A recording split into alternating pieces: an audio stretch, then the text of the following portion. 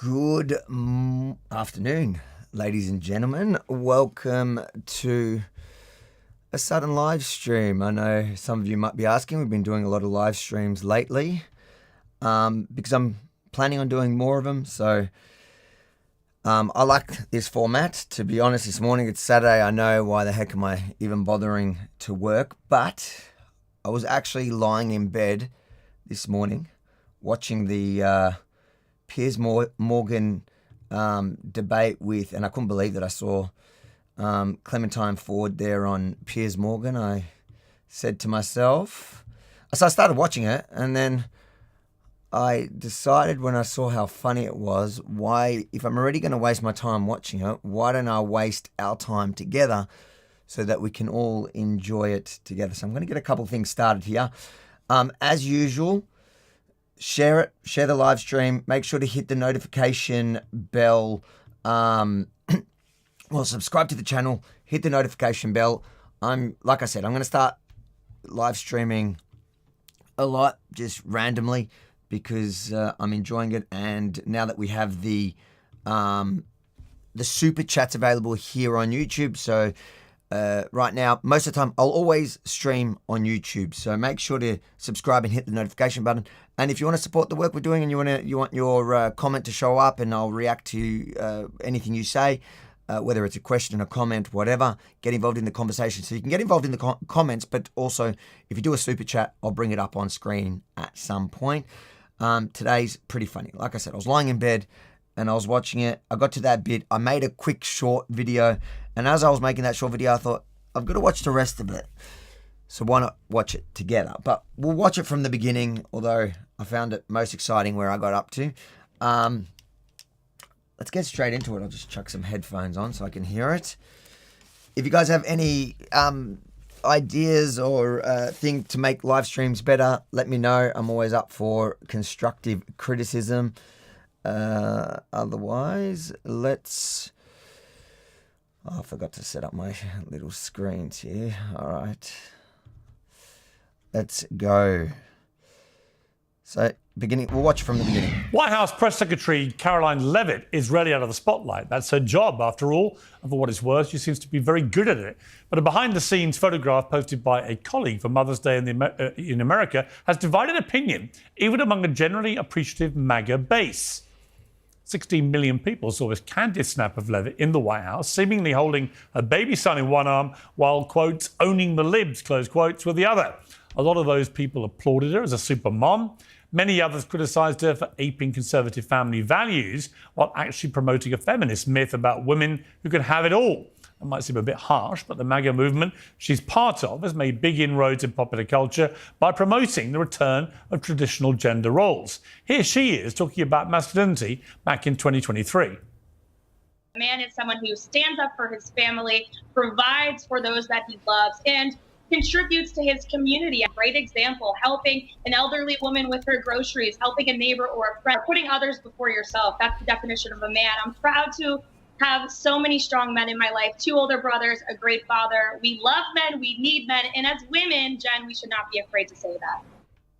Well, there's undeniably been a huge backlash to the whole era of demoralising all men as miniature Harvey Weinsteins with ambitions that are wickedly patriarchal. Coincidentally, you can read about how that's going on in my upcoming new book, Woke is Dead. Has there ever been a better time for a book called Woke? I was just going to say, I'm not the biggest fan of Piers Morgan, so for those that are wondering why I watch it, to be honest, I watch some of Piers Morgan's stuff. I check in on it every day to see who's on there. That's why this morning when I did do that, I noticed that Clementine Ford was on there and I knew it was going to be great. The problem I have with Piers Morgan is he is just a clickbait merchant, and his show, in fact, Piers Morgan Uncensored, blew up off the back of the Israel-Gaza conflict. He had every nutcase from all sides. He brought on Islamists, people like Mohammed Hijab, all those clowns. Then he had people like Andrew Tate there to talk about Israel like he's some sort of expert, where I don't care how you feel about Andrew Tate. His position on Israel is only specifically directed in... if you look at Andrew Tate 5 years ago to Andrew Tate now, his position on Israel and anti-Islamists and terror attacks in general, all that stuff is all designed just to bend to his newfound base, which was when he converted to Islam, when he fake converted. Even the Muslims realized that that was all fake. But it's all designed to attract that crowd and the woke right crowd. My point being, Piers does not care about anything but clicks. He has sometimes slight, like little positions which are really easy to take. He always takes the easy position. If you look at COVID, and that's why, in fact, Piers has me blocked on X or Twitter, back then it was Twitter, because I publicly called him out for his positions when it came to, he was very much pushing the lockdowns and saying that anyone that's not vaccinated should be banned from life, from leaving their homes. He was insane. I pointed it out at the time. He blocked me. And in fact, when the Israel-Gaza conflict began and I traveled to Israel, to the front line, to Gaza, to the border, to cover it, Piers was just starting out. He was still on TV. It was before he blew up, so he hadn't gone straight to YouTube because he wasn't getting the views he gets now. It was right when he was kicking off, and his producer asked me to come on to talk about what we're seeing there and to talk about, and probably to put me up against somebody else. Who bloody knows? He started the whole debating, I think, after that. And I was a bit surprised because I was blocked on X. He ended up bumping me on the day that he was supposed to have me, and I laughed because I thought, wow, he must have gone and looked and gone, oh, damn, I have this guy blocked on X. My point being, I don't always watch every Piers show. This one is interesting. Some of them are interesting. Some of the debates are even interesting. But he literally, you have to approach Piers by looking at that. It is all for clicks for him, and his positions are easy to take, like the one he's going to have here. He loves this. He loves what is a woman thing because it does do well online, and it is kind of funny. And he keeps asking the same people. Let's go, anyways. Dead. But where does the renaissance of masculine men leave the women who thought it was a very good idea? Andrew Wilson was extolling the virtues of a more limited female role in a previous debate on Uncensored when a shocked Emily Austin said this. Are you married? Yeah, I'm married. How do you make married with many children? Is your How wife about happy? You married with children? Oh, she's ecstatic. No, I'm 23. She's I'm a gonna bring boss me- lady girl. Which seems Why do they always look like that? Why do those who question whether you're... I don't know these other guys, so I'm not endorsing anything else, but I just find it funny. There's always a certain look of the feminists or the people making those arguments, like, is your woman happy, stay as a stay-at-home mum? They're never, I'm not going to... driving you crazy. Yeah.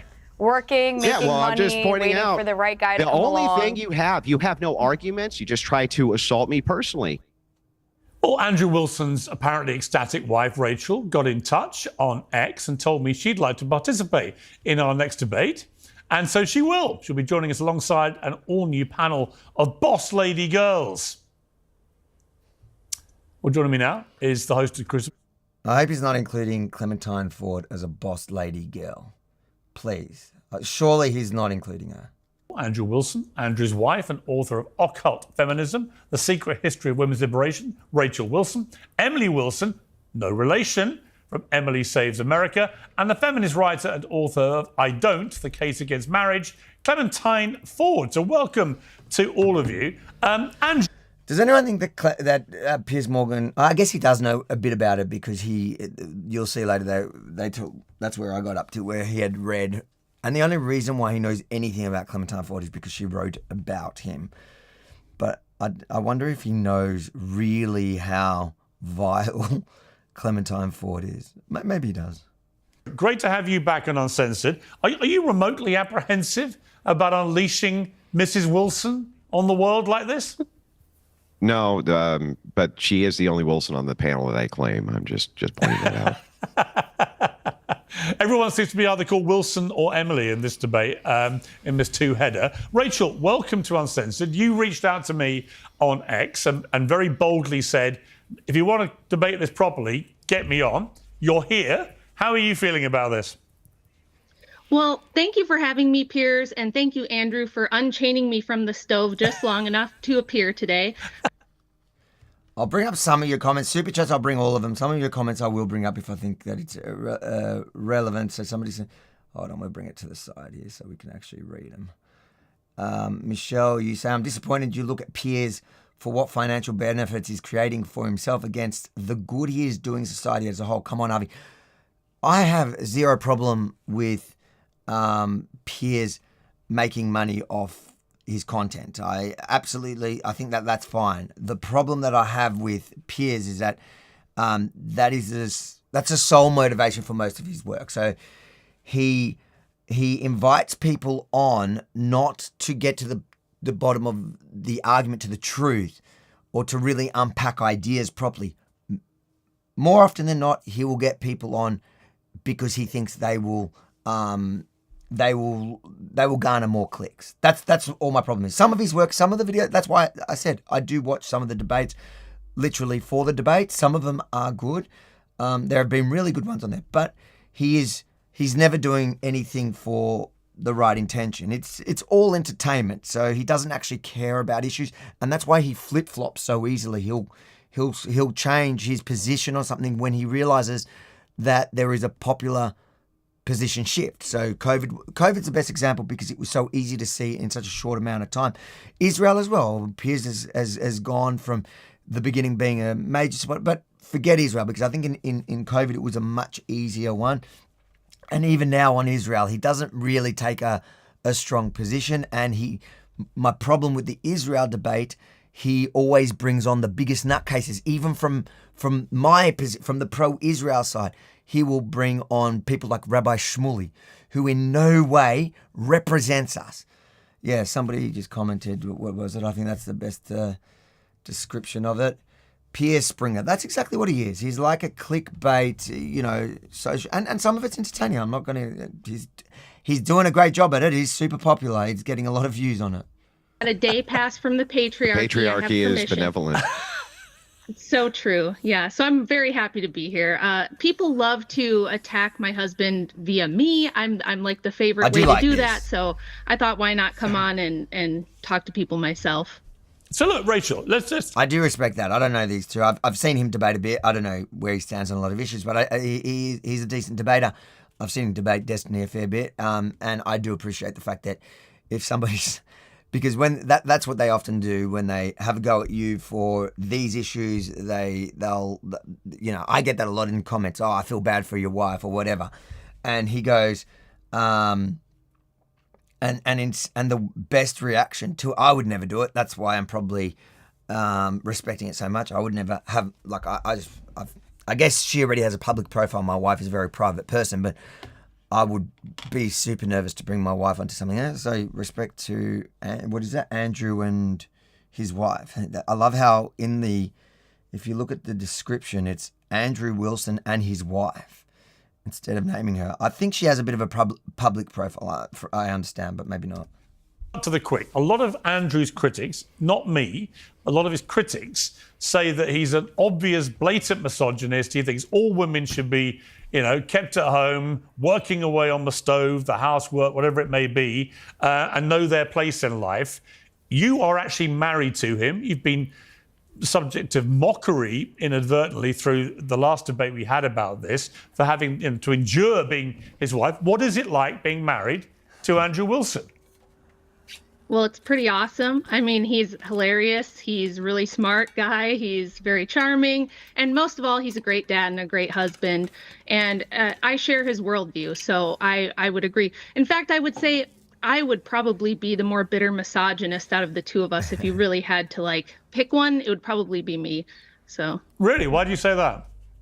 I just think that feminism has absolutely destroyed so much of what I hold dear in life, and it's held me back more than it's helped me. It's one of the reasons I started looking into the history and investigating it for myself. And I think it's just created a world where we now have a two-income economy, and for women like me who do want to prioritize motherhood, it makes it extremely hard. It just makes it financially difficult. I faced tons of social pressure.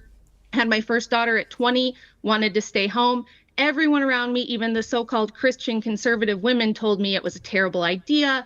you can't do that. You have to bring the baby to daycare. You're going to put yourself at risk. Your husband's going to hurt you. You're going to be abused if you don't have your own money and your own career. And I think it's backwards. I think it's the most inefficient, stupid thing we've ever come up with. And that in the future, people look back at the feminist experiment as a goofy time in history where we tried this wild experiment that failed miserably, and thank God it's over.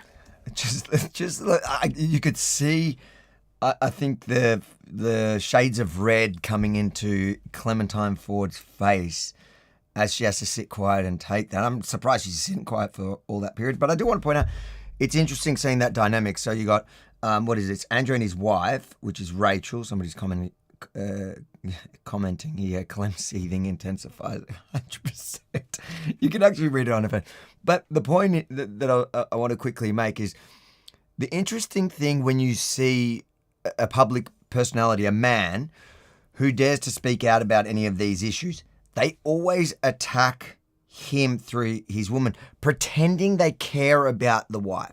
So in my case, it's, if I talk about any, whether it's the family law system that, I have great knowledge in, and many men that have any sort of experience in child custody and going through the system. I've talked about this a lot when it's the formula that abusive women use, which often gets men into all sorts of trouble. It's the stuff that Clementine Ford and all those toxic women promote and support. So when any of us talk about any issues around even trans women, but women, women's rights, like even talking about protecting women's spaces, right? So when we're not even talking about when there are men involved, but when it's not even talking about the family law system, when you touch any of those subjects, the first thing they target you for is, I feel bad for your wife. In my situation, I make it super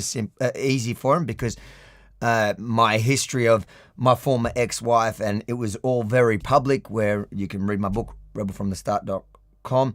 But it was kind of a free kick for them because the media here took half truths and ran with it, and it confirms, it makes basically when they attack you with it, all they got to do is share a screenshot from the mainstream media showing that you're the devil against women. Your wife must hate you. And whenever we talk about my wife or my relationship, I've been happily married for now 7 years in my second marriage. And, we've got a loving four kids, a brilliant family, something that I wish I did from the first time. My biggest mistake was my first marriage was I was a kid and I signed up to something I had no idea about. I shouldn't have gotten married. But now I'm happily married, and then so what they do is they insert themselves to attack my now wife, they act like they're attacking me. They attack me in what they claim is in defense of my now wife, when really my wife 100% supports me. And when it comes to these issues, my wife now is not very political on any issues. You'd be surprised about that, but she's not a political person. However, she is, she'd support me, especially in any of these issues. And my wife now does work. She works, but she's also a full-time, she works part-time, and she also, she works full-time, and she also maintains the house because she does see herself as a traditional wife. She believes in all of this, but it's insane to me that it's not insane, it's the hypocrisy of the left. They always do that. They pretend to care and advocate for certain issues. And Clementine Ford's another great example of that. If you look at her whole feminist thing, when it came to she's always said believe all women. And then when women were raped on October 7 in Israel, suddenly it wasn't believe all women anymore. It was believe all women except the ones that I have a political disagreement with. Anyways. Wow. They're hypocrites, okay. is my point. Well, Clementine Ford, I'm sure that you agree with every word of that, don't you? Firstly, I'm very glad that you're happily married. It's great. A lot of women are not happily married and they find it very difficult to leave marriages, particularly because of the financial strain. So good for you. I do think that your historical understanding of feminism is extremely skewed. The idea that somehow we have only created a two-income household because feminism has tried to destroy the world is historically inaccurate, in large part. Well, firstly, you're also talking about feminism from your very, and when I say limited, I'm not trying to insult you, but the limited perspective of feminism in America and the understanding of the economy in America. It's not taking into account the global reality of the fact that women have always worked, women still continue to work. Women, for the most part, produce the majority of the world's underpaid, if drastically underpaid labor.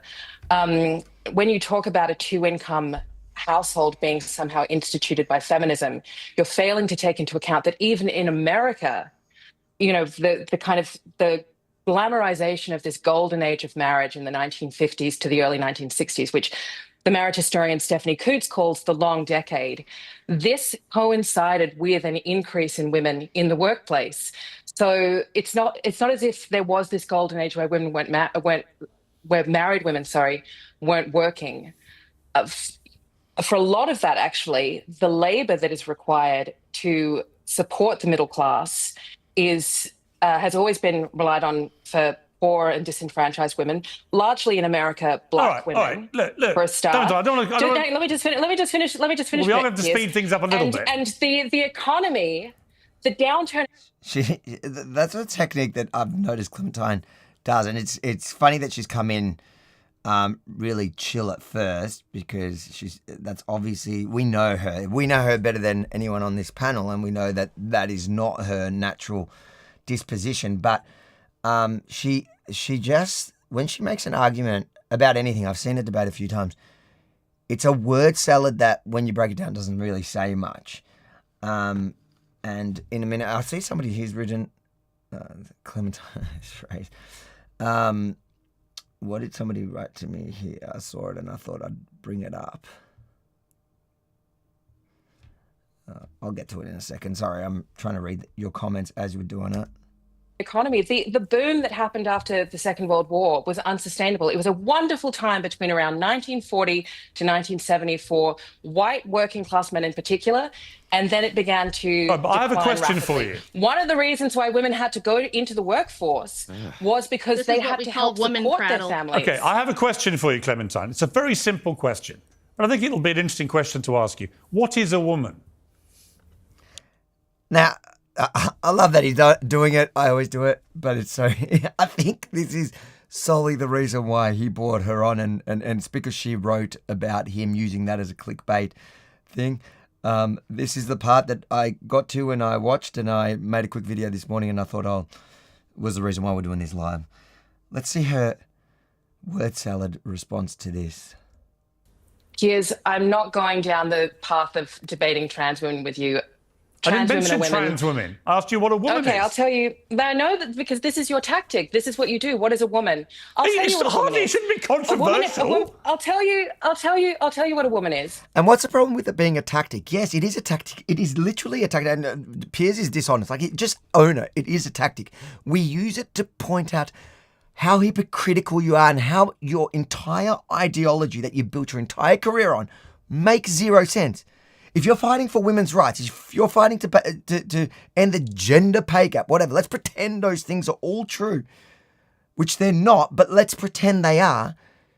How can you argue for those but not define what a woman is? It's a simple thing. Yes, it is a tactic to prove that you're a hypocrite and that you make no sense and you're just arguing about things in circles because you can't even define the fundamental basis of the entire argument. A woman is someone who has, at least at one point in her life, felt scared of a man. Sorry? But you guys never want to talk about that. Wait, hang on. You guys never want to talk about that. So any man who's ever felt afraid of another man is a woman? No. What are you talking That's about? not what I'm saying. This is exactly why you're wearing that shirt that says repeal. You should put the 19th under it. It's... So the entire argument, no, that's not what I'm saying. It is what you say. It 100% is what you say. But you realise how dumb what you said was when you heard yourself saying it and everybody laughed. Because the idea that what defines a woman, that what defines a woman. It's funny that she went in and answered it after saying that she's not going to engage in the trans debate, but then she answers it, and her answer is anyone who has ever been afraid of a man, ever. Which, like I said in the short video, that is everyone. Almost everyone on this planet, every single man at one point in their life, and like I point out in the video, is even if it was their dad when they were kids, everybody has been afraid or had an incident where they were afraid of a man one time, at least. Most of us, many times in our lives. That's just, fear is a normal part of it. And I would say that it's possible that even more men are afraid of other men, in day-to-day real life. Like when you go out to party or whatever, out to bars or whatever with some mates, you are, and there's another group of men, or there's a violent man there. You're always thinking, and it's men that are the victims of those attacks. So men are the ones that are often afraid of another random male stranger. So I think statistically, men are far more. Definitely, men are often. I've got to look it up. I'm not looking it up. I'm not debating here. But men are often the statistically more the victim of other men, violence from other men. So men are more afraid, or just as afraid as women are. But the idea that that's what defines a man, even if it was less, even if men were far less afraid of other men than women are, the idea that that's what makes you a woman is so stupid. So, and it's funny. It's kind of like when a man calls as a slur, when you call somebody a pussy, and it's because you're saying that they're a woman, which maybe that's where she got her definition from. It's when a man calls another man a pussy because he's scared of something. So if he's scared of another man, you call him a pussy, and it's according to Clementine, that would be factually correct, because now he is officially a woman. That description, that interpretation of what a woman is literally what we've used for forever as a way to put down a man who is scared. Unbelievable. What are you talking about? A woman, anybody who has ever at one point been afraid of a man, it's the stupidest thing I've ever heard. Do you have an actual argument here? It is so Would you let stupid. me finish speaking? Or do you how just long plan is it going to interrupt take for people you all to night long? finish? How long is it going to take for you to finish? Yes, do you really just invite people on your show to be interrupted like this? Well, Clementine, look, with all due respect, we did do a bit of research into what you said about me in the past. That's it. Like I always find that annoying within the Piers debates. It's like, let her finish. Give her more rope. Let her hang herself. It's like you gave her a little bit of rope and she fully hung herself. She said the most idiotic thing that even she realized was idiotic, and she's about to dig her way out of it, herself out of it. And instead of Piers, he has his tactic of, because he's obviously got a bunch of things prepared that he wants to put to her or say to her, to bring up to her, and he doesn't. He's not listening to what she's saying now, and he doesn't. And it's kind of true. Like, she did say she wants to finish what she was saying, and they're interrupting her, and I'm sure what she's saying is going to be dumb. Just let her finish it. But no, he wants to make the point that he's pre-prepared, which is also going to be probably funny, but I feel like he needs to let them continue hanging themselves, especially when they're people like Clementine Ford.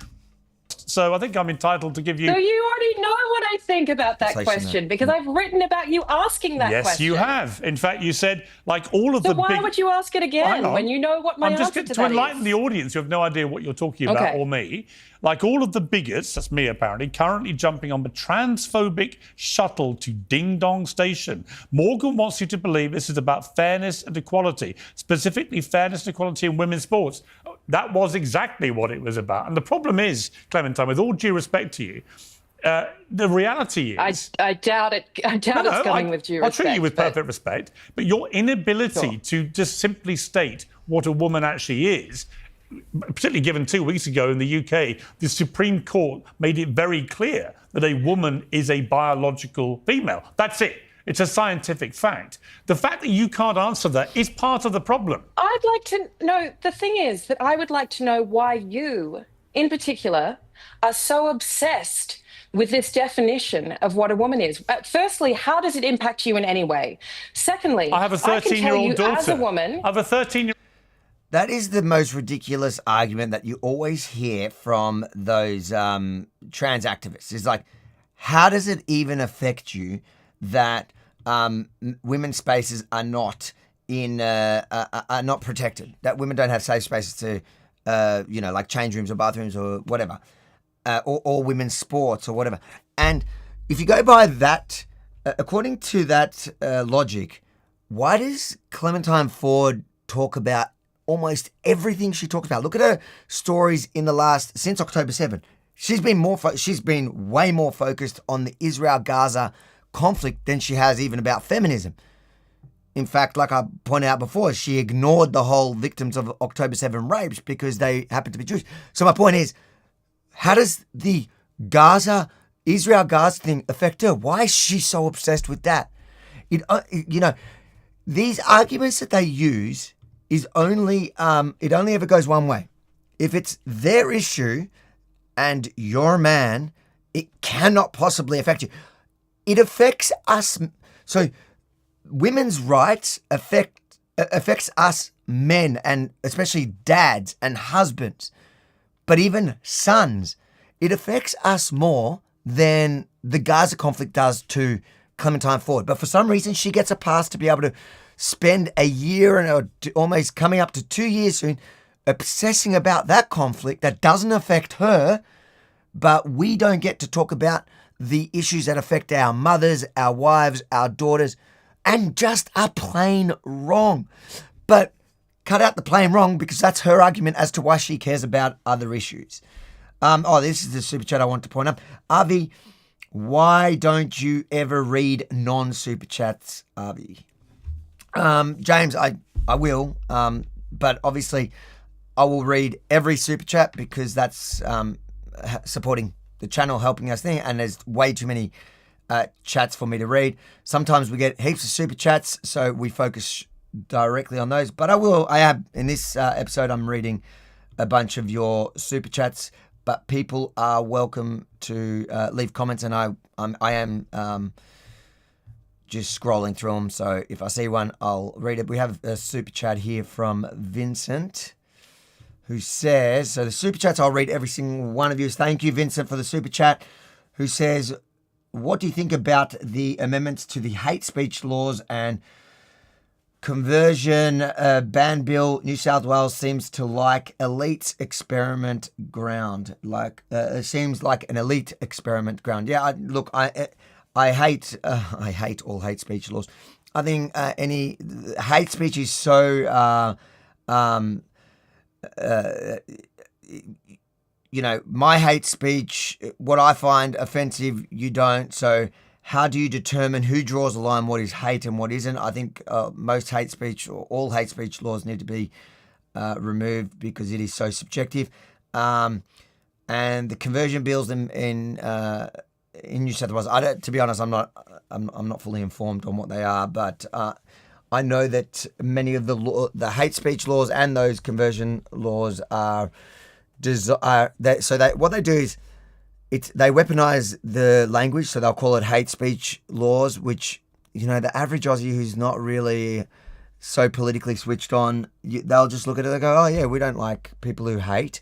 But they don't realize when you actually read it, since it is so subjective, it can be applied so broadly to anyone that it's not exactly what they think it is. And even what they think it is, I don't think is appropriate. I think freedom of speech is the most important, or the most fundamental freedoms we have in a democracy. So it shouldn't be there shouldn't be any laws curtailing that. But at the same time, you should be allowed to, if you don't like something somebody's saying, you should be able to hit them back with a better idea. But you're also, if you have a private business, you should be able to operate it however you like. That's the best way to deal with hate in a society. I think the best response to bad ideas is good ideas. But and the conversion ban bill, I don't actually know exactly what they are, so I'm not going to really give you my opinion on them, but we'll focus to these. I think the hate speech laws is probably more relevant to this issue because a lot of those would be applied to this conversation when you're talking about transgender, trans rights and whatever. They would, the Labor government would love to make it illegal for us to even be able to have this live stream in which we're just watching and we're listening to the ideas from the loony left and we're pointing out the hypocrisy. Like what Piers is doing here would potentially under hate speech laws would be banned, or at least the Labor government would love to ban it. Here we go. 1 second. What is it?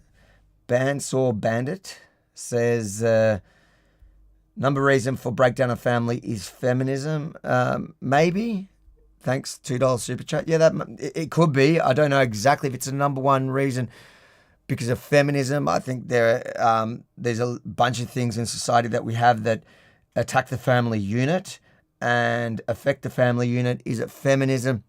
I think third wave feminism certainly plays a big role, and it also plays potentially an even bigger role when the family breakdown happens in turning the what was either a toxic relationship or what should have been an amicable breakup of two people that want to go a different way into a toxic abuse of a system that feminists fought so hard to create. So like examples is the family law system in which they've given, so feminists have created a formula in which women follow they're all kind of they might play out slightly different in the order that they do it. So what happens, I don't know if any of you guys have had experience with this, but when a relationship breakdowns, feminists have taught women to manipulate the system in order to, one, punish the ex, two, it's still punish the ex through the children. So if you have children, that's usually where they do it. So they want to take, the full custody of the kids or the custody of the dad. All the power goes to the women. So our system, which, yes, many years ago was women didn't have many rights. We're not arguing that. Then when women got rights, women, the first wave feminism fought for those rights and women became equals. Then what happened was you had the third wave feminism, which the pendulum swung all the way the other way, and suddenly it's the men that have no rights. So if you have a relationship breakdown, men have no rights. You are guilty till proven innocent, and all the power is with the women. Many of us have lived that firsthand. You won't believe it till you live through it, or you're close to somebody that had a personal experience and you've lived with them through it. They will demonize men. They will. So what they do is they will. So maybe not specifically in this order, but I'll give you the formula. They will go immediately to the local court and complain. So file for what's called a personal family intervention order. In every state it's slightly different, but it's an intervention order, which is essentially a restraining order, which means, and what the courts do now over time, because of the push of activists like Clementine Ford, is that they will attach the kids on it. So the woman just has to make allegations of domestic violence. And domestic violence don't have to be true, never have to be proven. You're innocent till proven. You're guilty till proven innocent. So you actually, to fight it, you have to prove your innocence, but it's really hard because the threshold of evidence is very low. The bar is super low. It's not a criminal. It's not a criminal case until you breach it. So the threshold is really low, and essentially the court will decide if even if she just alleges it. So she says that he did this to me, but I have no proof, and I'm scared he's going to do it again. That's generally enough. It'll be enough certainly to get an interim one, but even if you go through the case and you try to fight it, it often will be enough for them to at least put one for until the kids are older, and they automatically attach the kids to that intervention order because the court says they're just going to put the well-being, the interests of the kids first. So they attach them to this intervention order, which means that as a dad, so you go from one day, suddenly police rock up, they serve you with this interim intervention order. If you've never had an issue with police before in your life, you're served with this intervention order, and then suddenly you're not allowed to call your kids. You're not allowed to message them. You're not allowed any communication with your own children. Forget about your ex. Obviously, your ex, that's the restraining order, but your own children that you've loved and cared and your entire life is ripped from you. And your only course of action then is to go to the family court and file for parental rights, for some to spend time with the children. So the kids are now with their mum, so with your ex, who's laughing all the way home, knows how much she's hurt you, using the kids to get at you. That's what that is. And that's why so many women have turned toxic and horrible and into the worst mothers by using and manipulating this system that's been designed.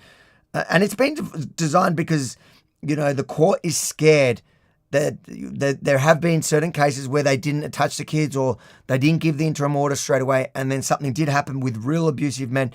And, if the woman gets killed, none of the magistrates want to be the ones responsible for that. That's the reason why they literally just give it. The woman can say anything. They will give it to her. Then you have to go to the family court to get to and then in the family court, which is a very expensive process and takes a long time. The family court will then usually issue reports, and they'll sit down. So a third party will come and sit down with the kids, sit down with the mum, sit down with you, all while you've been alienated from your own children, which, by the way, if you alienate, so if a dad says that the kids can't see the mum or their family or whatever, that's called parental alienation, and that is considered domestic violence. But if you do it, if she does it and the court enforces, the court basically says you can't see the kids until we determine, so you don't end up seeing the kids through the whole process, which could be a year or 2 years. That's not considered domestic violence, even though it is court-ordered parental alienation. And then what they will do during the process of the family court, the woman will often, through the same police that they've been talking to about their allegations of domestic violence, or they will go to the police station, because you can go to the court and get the restraining order yourself.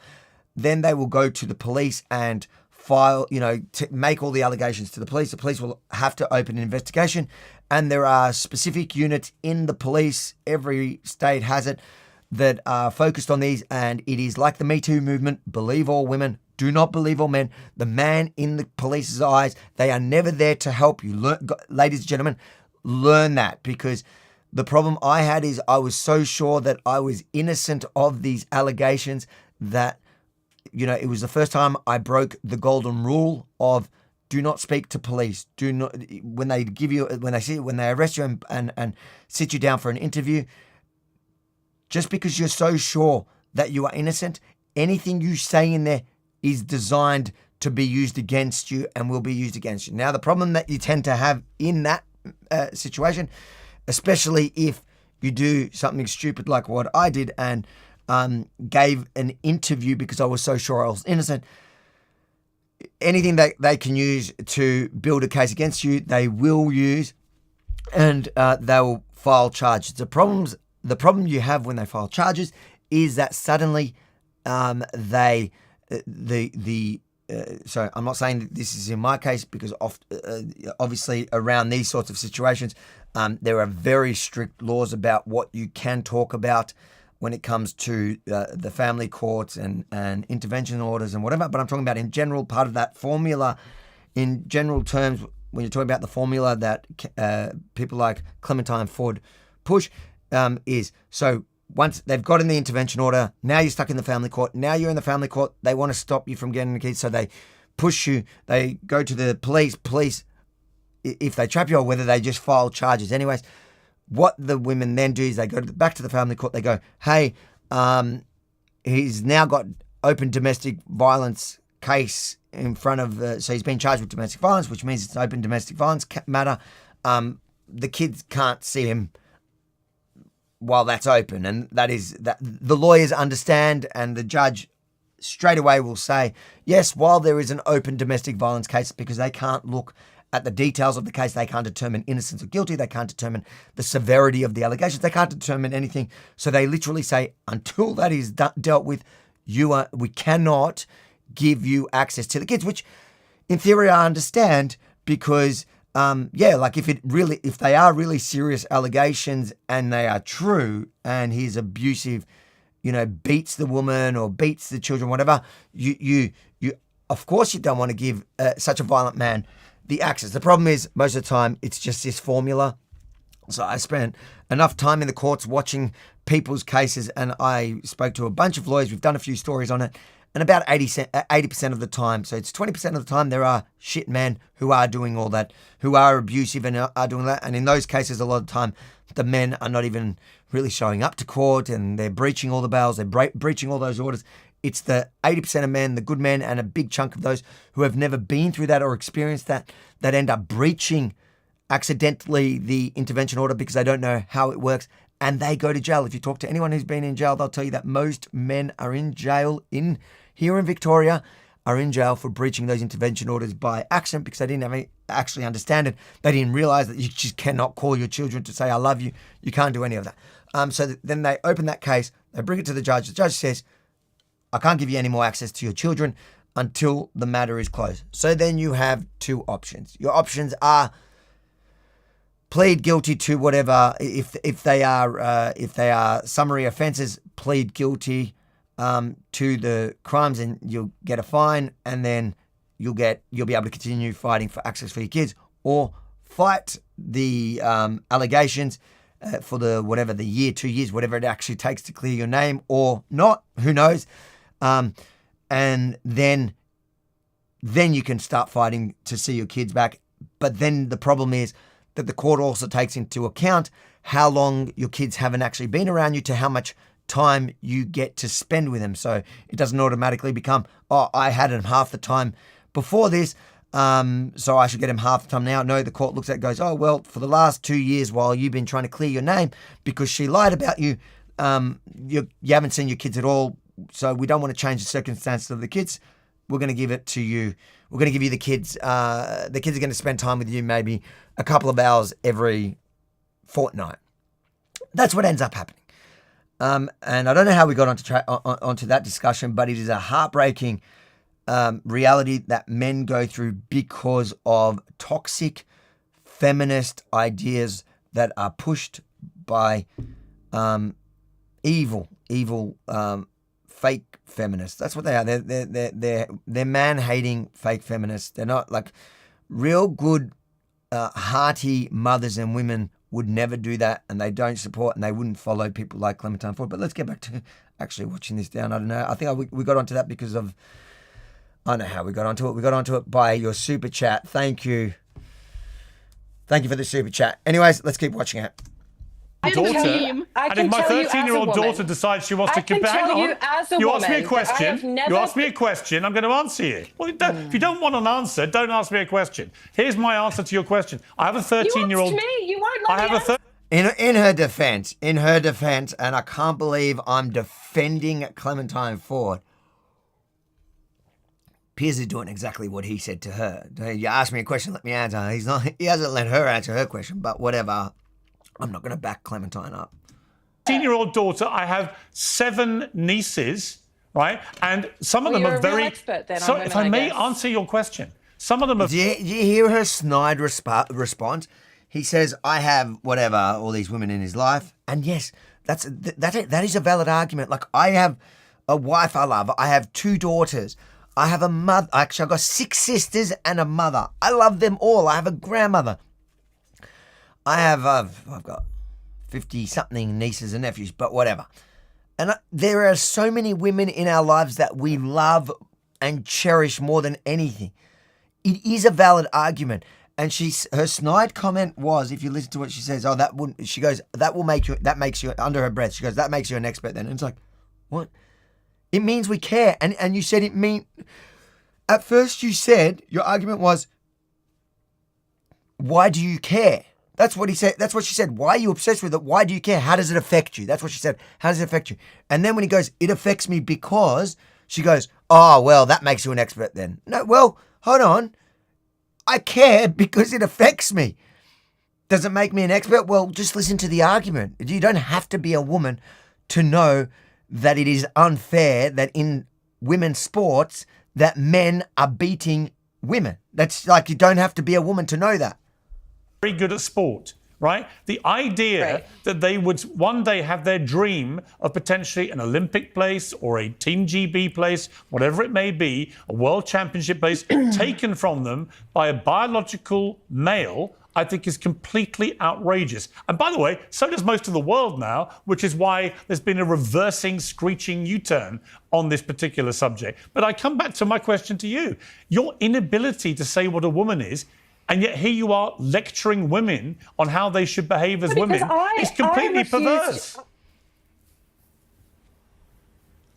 I think that reducing women, specifically to your biological deciding of what you think a woman is, it's called science. It's their chromosomes. You have different chromosomes to me. It's not me saying that. I'm not writing. I'm sure you're not the first. The science. I'm not the first person. I'm sure I'm not the first person to tell you about intersex people. So how do you? I'm not talking about intersex people. No. This is all wrong anyway. The intersex is not a third sex. It's not a third sex. That's ridiculous. There is no third sex. There's two sexes, male, female, categorized scientifically. Intersex is not a third sex. Anybody can look that up in 5 seconds. Total lie. How did you not know that, by the way? How did you not know intersex is not a third sex? I didn't say that intersex was a third sex. You did. But yeah, intersex that's exactly people what the implication exist, was. and intersex people have. So well, you don't have to say that intersex people are the third gender, but your whole argument is off the basis that there isn't two genders. So if you're saying no, there isn't two genders because there's also intersex, the implication is that means you think intersex is the third gender. So then to back away from that, then you have no argument. Like if you're saying that no, the intersex isn't a third gender, then it doesn't matter. What's the relevance? Why are you bringing it up? Intersex people can have a mixture of chromosomes. So if you are you saying they're a third sex or aren't you? If you present to the world as if they're not a third sex, then you have no argument here. Do you understand that? If what he's saying is this is what is objective.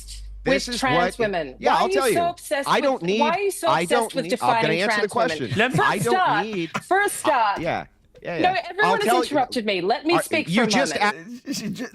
Literally, she asked. Like, that's the annoying thing here. It's like they're all doing it, but it's like there's zero self-awareness. Like you literally just asked him why. Why does he care? Why is he obsessed with it? He goes, all right, I'll tell you why I'm obsessed with it. And she just won't let him answer. And then she goes, her argument as to why she doesn't let him answer is because you guys just did it to me, which is fine. That's fair. But you were complaining about it. So just let him answer and show him how it's done. It's a question. Let me speak for a moment. Keep asking questions, Clementine, and then refusing to allow people to answer. If you don't want an answer, don't ask a question. The truth about the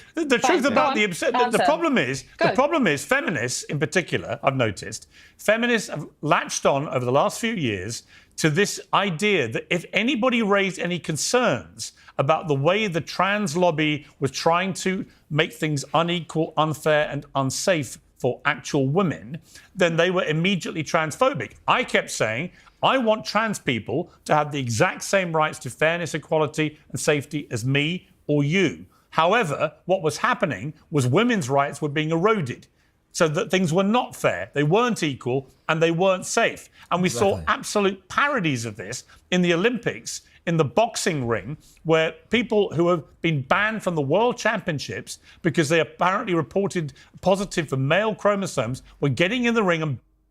I had to include that comment, sorry. But Piers sometimes does make sense. Yes, real women don't fart. That's what... that is... I'm in agreement with that fact. Vincent, super chat, thank you for the support, the conversion. Ban bill essentially makes it illegal to convince an LGBTQ person that they are delusional. This includes praying without permission. Yeah, I'd have to inform myself on it. I think there's always crazy legislation. I just think we need less legislation, whether it's hate crime legislation or anything to do with minority groups, because they're always framed as if they're designed, and sometimes maybe with a good intention, but I dare say I doubt it. But even if they are, they're then abused or they're used on other people, or even sometimes the way they're designed is just undemocratic. So, but like I said, I'm not fully informed on that particular bill. The hate speech laws, I definitely know, and I've looked into them, and I've been advocating against them for many years, even when they do it in my community's name, and I find it super frustrating, because then we get blamed for the laws that we never asked for. Thanks for the super chat, mate. Women up in the ring. And so a woman's going to die if this was allowed to carry on. So now people have stopped it. Now sporting bodies around the world have stopped it. But you, Clementine, I say this respectfully, are still flying the flag for this bullshit. And you can't even say what a woman is. And I just find the fact that you want to lecture women like Rachel on how they should be as a woman is completely perverse, given you don't even know or don't want to say what an actual woman is. I haven't said anything to Rachel. I've never met Rachel before in my life until today. Well, you responded to responded to what she said about the role of a woman. I wasn't lecturing her. Well, it sounded like you were lecturing to me. Let me bring in Emily. He's been waiting. I was actually telling. I don't know what you guys think. Was she lecturing her? Because I know that she came in pretty soft at first. Was she lecturing her? Can it be categorized as lecturing her? She was just telling her she's wrong and that, I don't know. I don't know if that's fair. I feel like, whatever. It doesn't really matter, but that's the point. Like, and Piers' job sometimes is difficult because when you go into a situation like this, like, I don't know if I could do it any better. You go into a situation like this, like a debate, and you're prepared for it. And I know Piers is supposed to be the host, but on these issues, he loves to be the debater because they get a lot of support and he gets a lot of clicks for it. But he's gone in, he's one-track minded, he has some good points that he makes a lot. Well, are they good? They're just normal, like making common sense arguments about what a woman is and women's sports and women's spaces. But he's come in and he's gone, and so he's very stuck in that, and he's assumed in his head probably how it's going to play out, that she's going to lecture. I think her lecturing comes in after. I don't know if she first did lecture, but whatever.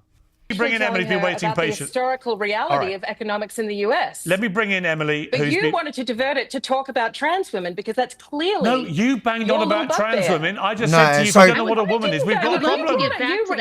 So that is like, God, I hate that Piers, like, Clementine Ford is a nutcase. She's completely wrong on almost every issue she touches. In fact, if you need somewhere to gauge a moral compass, like if you want to know if you're on the right side of an issue, go to Clementine Ford, see what she thinks about it, and go the polar opposite, and you're probably right. But the fact that that Piers makes me defend her because he just lies. Like, no, it was clear that, and it's fine. It was clear that Piers was the one that brought up the whole trans thing. He segued into it as smoothly as he can, but he was prepped for it. Like, he goes, can you just, because the plan was get her to stand up for women. And I do this a lot on the street. It's like, get them to defend women. I think the best example, not about women, but the best example that I had where I lined somebody up in that way, I'll show you the example. Actually, I'll pull it up because I think let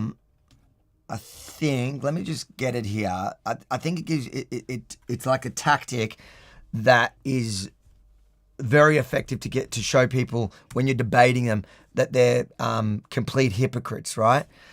And I think this is one of my best 1 minute videos where I managed to do that in a really, really like direct, short time. Let me just see if I can quickly find the video. So it's where you get them to advocate for a certain issue, and then you throw at them a simple question or fact back, which basically destroys their entire position based on their original argument. So here, I've got it. I found it. My sister is trans, and she. Oh, it's about this issue. It's like when someone's like talking about something that directly affects you and they have no skin in the game. None, nada, zero. Like, you know, it's different. How do you feel about Israel and Palestine? I mean, I don't think the genocide in Gaza is good. Do you have skin in the game? Well, like, that's like a little bit of a different issue, though. Like, we're talking about like the health. No, but I'm just trying to make the point here. So you're upset. You're about a foreign war, and I'm talking about people's health care. I'm talking about people's lives. So my mother lives in Israel. My sister, my brother. You have a really strong opinion about Israel. I'm applying your same argument back at you. You don't know what you're talking about. You've got no skin in the game. And I'm okay. Okay. You see how that works? So the point that I'm making there is that so you see, I lined her up. So I let her keep talking about how it's trans and white, and it's funny enough, she was bringing up the same argument they all do. Why do you care? How does it affect you? Blah blah blah. You don't have any skin in the game. And looking at her, I assumed I know what her position on the war, and should have a strong position on the war in Gaza, because anyone that looks like her has a strong position on it. And it's and then she does. And then I apply her same logic back at her. In this case, Piers came in, he clearly wanted to go to the trans stuff, which is fine. It's good. It's a culture wars, it's funny, and it's great that it's being used on Clementine, that is never really held to account on that. So that's actually good. I support him doing that. But he set it up. That was a tactic, and she's right. And he's lying about it, saying she was the one that brought up the whole trans stuff, when actually it was Piers. It doesn't mean she's not mad. She's mad as the heels. But be honest about it. The question she's wrong. No, I disagree. She's wrong about the economic history. She's the one looking at it through an economic prism that's extremely narrow. She's using feminist standpoint theory to try to tell us what the history of economics is. Yeah. She can't explain to us why, through all of human history and all of Western history. Let her finish, lady. Let her finish, lady. You talk plenty, lady. Why through all of Western history, we were able to raise a family, like a janitor could raise a family with 4 children on his income up until 1970. And what happened in 1970? We pushed women into the workforce in huge numbers, and we practically doubled the workforce overnight by pushing mothers and women into the workforce. This happened right alongside the creation of gender studies as an academic discipline. And now we are in a situation where we don't have a family economy. We have an individual income economy, which means most people can't raise a family without both parents working. Okay, let me bring in Emily, who's been waiting very patiently. Emily, good to see. And that's pretty true. That's the fact. Like, if you look at today, you can't get by just the father of the house working and the mother staying at home taking care of the family. It just doesn't work with the cost of living these days, and I think that those are valid arguments. Again, now you started a kind of MAGA civil war when you railed against women who want to be a trad wife. You posted a TikTok video which caused a lot of mayhem. Let's take a look at this. I'm sorry, I hate to call out my own party, but the young girls on the right promoting this like trad wife bullshit. I just want to make sourdough for my husband. That's great. I'm all for it. I promote traditional values. I understand. I have been working since I was very young. I don't really plan on stopping working. I suggest you find a hobby that makes you money. But you guys, guess what? Guess what, baby girl? That lifestyle working out, a man, a provider, you just get to sit at home. David says, no, you're wrong as well, Avi. He said she's banging on about it, not that she brought it up. She couldn't answer a simple question. I'm pretty sure he said she brought it up. Hold on, let's go back. If I'm going to get fact checked, I want to make sure. Maybe I'm wrong. Lady, you talk plenty, lady. You talk plenty, lady. Woman is. And I just find the fact that you want to lecture women like Rachel on how they should be as a woman is completely perverse. Oh, sorry. Overnight, by pushing mothers and women into the workforce. This happened right alongside the creation. So a woman's going to die if this was allowed to carry on. So now people have stopped it. Now sporting bodies around the world have stopped it. But you, Clementine, I say this respectfully, are still flying the flag for this bullshit. And you can't even say what a woman is. And I just find the fact that you want to lecture women like Rachel on how they should be as a woman is completely perverse, given you don't even know or don't want to say what an actual woman is. I haven't said anything to Rachel. I haven't said anything to Rachel. I've never met Rachel before in my life until today. Well, you responded to responded to what she said about the role of a woman. I wasn't lecturing her. Let me bring in Emily. I was actually telling her about the historical reality of economics in the US. Let me bring in Emily. But you wanted to divert it to talk about trans women because that's... Yeah, okay, this is where it was. I just want to hear. Clearly, no, you banged on about trans women. I just said to you, if you don't know what a woman is, we've got a problem. I would like to get back to that, by the way, because she's wrong. No, I just... She's wrong about the economic history. She's the one looking at... All right, you might... okay, let me... So, David, I might be wrong on that one, I guess. He said she banged on about it, but it was after she asked. I don't know if it's fair to say she banged on about it when you specifically lined her up. She answered what he said. It was dumb. She is wrong, and she can't answer a simple question. I agree with that. But it was clearly what he wanted to talk about. Anyways, we got sidetracked. We'll both be right. Since I was very young, I don't really plan on stopping working. I suggest you find a hobby that makes you money. But you guys, guess what? Guess what, baby girl? That lifestyle working out, a man, a provider, you just get to sit at home, bake bread every day, slim to none. I would say none that's going to work out for you, or quite literally anyone you know. You're actually setting yourself up for failure, because it could not be easier, if that's what you're going to pursue, to be trapped by a man. Okay? Also, let's bring some other things to the table besides sourdough.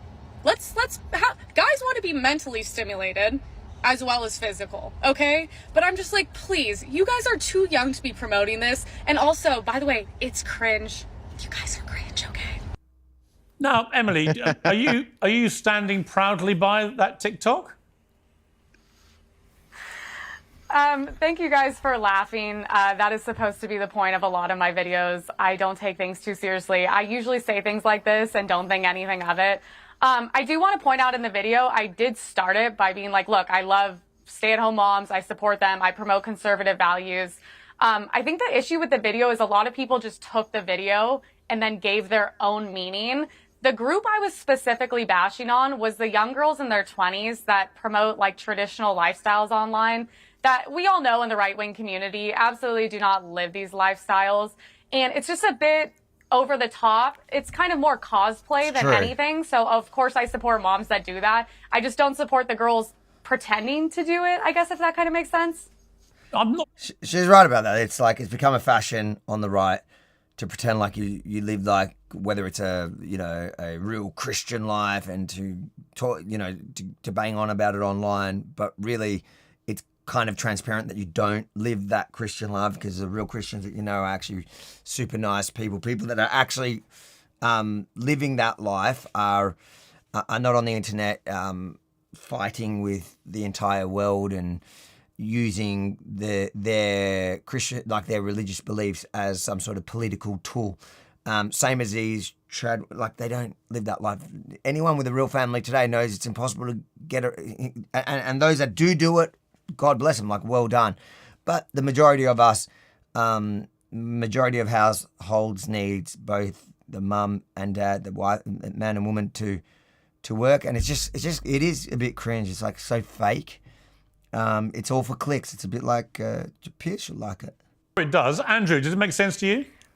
Well, I mean, she's right in a sense that there's a lot of LARPing that goes on the right with the supposed traditional movement, which she's absolutely right, isn't living. Like if you look at a lot of the right-wing male influencers or commentators or whatever in America, and they talk about the family unit and bang on about Christian family unit, blah, blah, blah, right? Which are great issues and morals we should support. But most of those guys, or many of those guys, especially the loudest ones of those guys, often have the worst track record, are cheating on their wives. And I know, because I know people from within those circles, they are the worst kind of men. They're not the men you want to follow. They're not living the standards that they're portraying online. It's all for clicks, and it's to present a certain political ideology. And the people that are really living that life, that are working in that space, don't go on about it. They just live their life, and they do their work, and they make their political positions clear, and they explain it, and they break it down. It's not like the whole influencer thing of showing it all off and taking selfie and showing your wife, my trad wife is doing, and and making these real cringe statements or tweets about family life. They're full of it. Like, they're not living it. They're often the worst people around. The traditional lifestyle. However, it's still a counterintuitive message to put out there that, oh, you're going to be trapped by your husband and his income. It's like, good. Don't you want to be in a relationship with your husband and have access to his income? Like, what's the problem here? That would be the values you're trying to move towards, right? So ultimately, it's a contradicting message. I understand why you got a bunch of garbage for it. It is a good idea, I think, to point out the LARP, a good idea to point out how much faux traditionalism is on the right, because it's a way for them to peddle sex, and that's exactly what they're doing. You see them in skimpy outfits doing exactly that. Totally fair. But on the other hand, you absolutely should not be putting out a message which ridicules women for wanting to be stay-at-home moms and actually live some type of lifestyle which is conducive to their children and family. That's silly. Let's play at this stage the clip. Yeah, I mean, also trapped is just the wrong word to use, but overall, my message I stand by. Okay, I want to play. I don't really have a problem with her message. And you also got to live in the real world, and the fact is, unfortunately, sadly, the divorce rate is in Australia, it's higher than 50% on your first marriage. So statistically, you don't go into a marriage wanting divorce, but statistically, you are going to get divorced.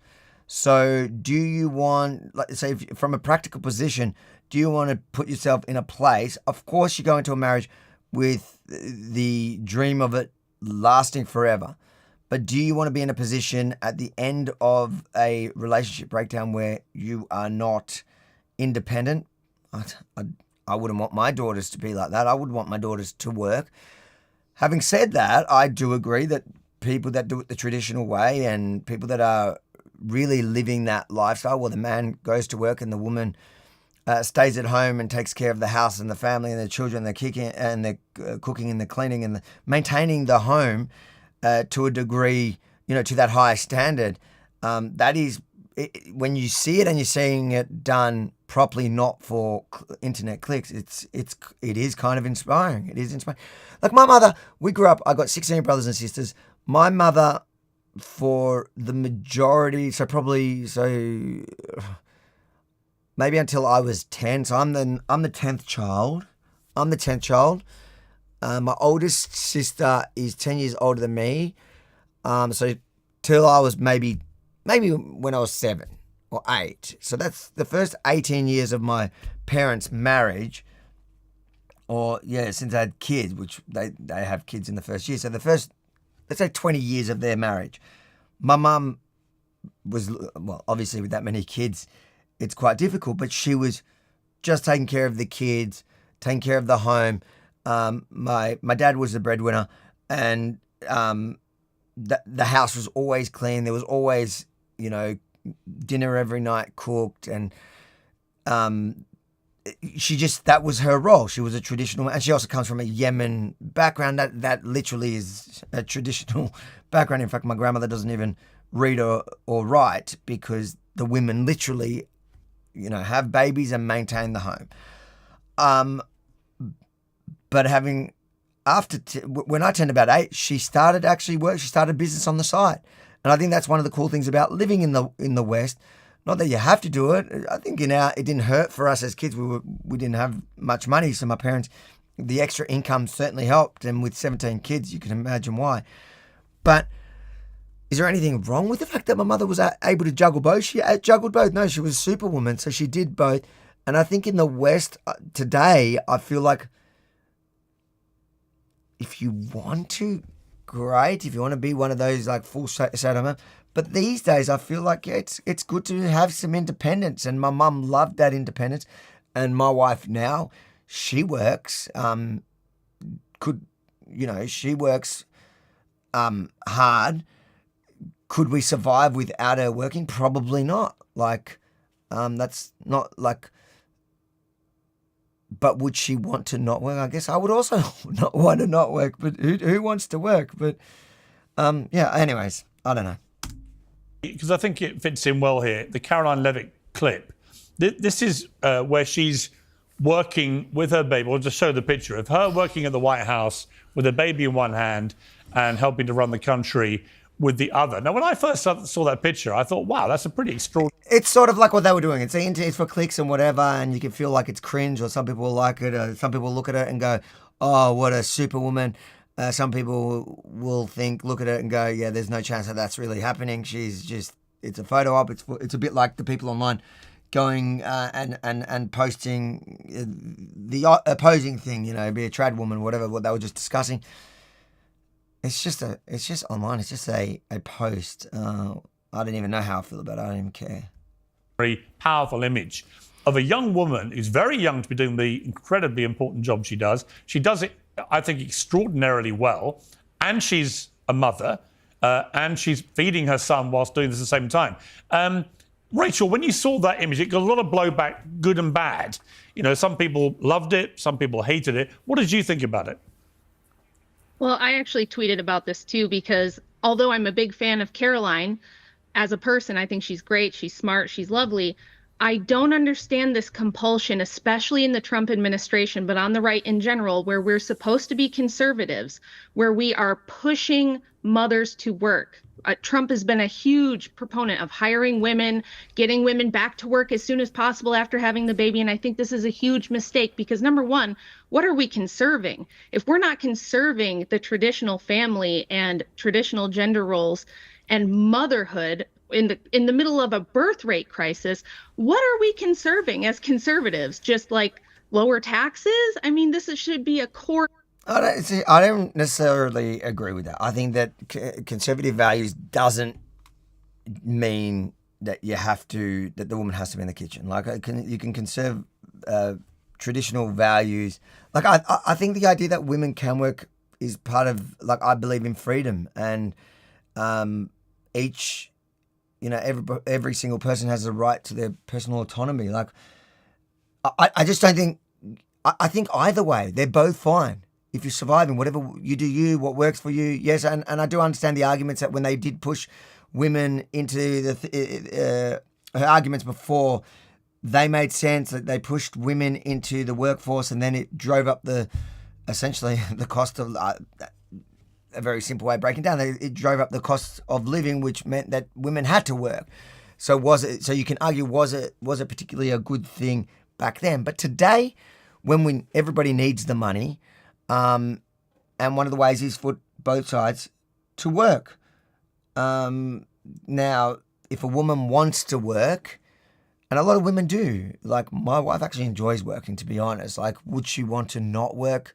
Probably for a week, and then she'd want to go back to it. Like me, I feel like I would love to have forever off. But, and like with that photo, I think cool, whatever. Is it I think about when I seen the Greens, now the Greens leader, bringing her baby to Parliament and breastfeeding it in Parliament. Like, how do you feel when you see that? Yes, it's got the extra element from the Greens where they're breastfeeding in Parliament on national TV, which has its own debate there. But then when we looked at that, it's like a virtue signal. In this case, I think it's the same sort of thing on the other side. She's probably great at what she does. Doesn't really matter. I just don't think it's that important. I think it's great to encourage women to have their own independence today, but also at the same time, if women don't want to work and they can afford not to work and they have a traditional home, it's great to support that too. I just don't think, pushing the idea that women must stay at home and take care of the house without working is not the best idea to push today when most families can't afford to do that. Like, those extra pressures is not good for the family. I don't think it's good for the family if that means that the man works so many hours that he hardly gets to see the kids. it's a balance today. I just don't know if it matters that much. Like this part of the conversation for us on is the right to say, no, motherhood is not a part-time gig that you do on the side. You don't, ship your baby off to daycare where they're spending 3 times as much time with a low-wage daycare worker as they are with mom while you go and do your career. There's plenty of life to live after raising kids. I think after you've done that, if you want to venture out and do a few more things, once you have the empty nest, I think that's okay. But pushing mothers to work it's one of the key things that's tearing apart the fabric of society, because we're not raising our own children. We're not passing down our values to them. We're sending them to daycare and we're sending them to state-run schools, and that's who they're being raised by. All right, Clementine, your response to that? Do you work, Rachel? No. You don't make any money from your podcasting? I make some money, or but your I do. appearances? I do maybe you do some form of paid employment. Yes. First of all, my children are grown up now. I'm 44 years old, so I had my first one at 20. They're grown up. They're moved out. Yeah. But I work still very, very part-time, maybe a couple hours a week at most. But do you have my primary responsibility is to my husband. But you've got 5 children, right? Is that correct? And they're all grown up and all moved out, or you've still got some young children? The youngest one. The youngest we ones still have are a couple teenagers. at home. And by the way, just making an argument from hypocrisy. So can I just Point ask out the you? hypocrisy. Can I just ask you? Do you find, even with the small amount of part-time work that you do, which you do get paid for, do you find satisfaction from that? Do you get satisfaction from that work? It's not the money, because Andrew makes far more than I make. I make a very, very tiny amount of money off of, my book, and a couple of appearances here and there might sell a few books. It's practically nothing. If I was doing it for the money, it'd be a waste of even the couple of hours. But what I would say to that is, we're not against women doing other things. So if you look at the Bible and the Proverbs 31 woman, she does a lot of things. She's out buying land. She's making decisions. She's doing all kinds of things. The difference is that she's doing them under the purview of the guidance and leadership of her husband and for her family, not for a corporation, not for her own glory, not for her own ambition. A lot of that depends on whether or not you have faith in the Bible, which obviously not everyone does. But the reason I asked you those questions wasn't because I was trying to set you up or anything like that. It doesn't surprise me that you would get some satisfaction. To me, the point of the question wasn't about the money. It's about the work. It's about the passion that you put into it. And the reason I asked was because a multi-year study done by Adrienne Freck and Sarah Damaske, found that the mental health of women who worked full-time after the birth of their first child was significantly higher than those who didn't have paid work at all. So I think that taking into account the fact that for a lot of women, and this is also what Betty Friedan found when she wrote The Feminine Mystique, and Stephanie Coontz backed this up as well in her book, The Way We Never Were, which is a history of the But are you American married, family. Clementine? I've no idea about your situation, but are you married? Do you have kids? What's your deal? I've got a kid. I'm not married. Okay, who's the dad? So I'm a Ask her who the dad is. Ask Clementine who the dad is. mother. Okay. And I have a very excellent relationship with my son's father. We co-parent together very well, but we're not married. We don't live together. I certainly have found... I would proof of that. Oh my God, who is that man? Who is that man? There's got to be something wrong with him. Since having a child, I mean, I've always worked anyway. I've been working since I was 13 years old, but I've always found that work for me is very satisfying. And this is what I'm saying, is that these are the findings of multiple historians, anthropologists, scientists, that these are the findings of diehard feminists who are only investigating this from a feminist point of view. And that's a problem when you bring statistics. Like, I would want to look at every study and every statistic she's bringing up, because it's definitely, and that's true, it's coming from like a feminist studies by feminists for feminists, and it's to point a specific, and that's a problem with many statistics when you don't know, when it's not really from a neutral position. But I do kind of agree with the fact, there was a moment there where I was kind of agreeing with Clementine. God help me. That I think there's a satisfaction in working, and if a woman, I do agree that it is the woman's role to maintain the house, and that's the traditional conservative thing that I agree with. But where that line is drawn kind of depends on personal circumstances. Like in some houses, it works out that the woman is working a lot, and so they need to share the load a bit more. Fine, like, you know, I feel like in today's day, there is a satisfaction in working, and including for Rachel. I think her name's Rachel. Is that she does do work, like doing a few hours of podcasting is work, and I don't know what work she was doing when they were younger. I think it's hard, like when you have little babies, yes, I think a good mum will find it hard to do any work because the baby requires 100% of your dedication, the time.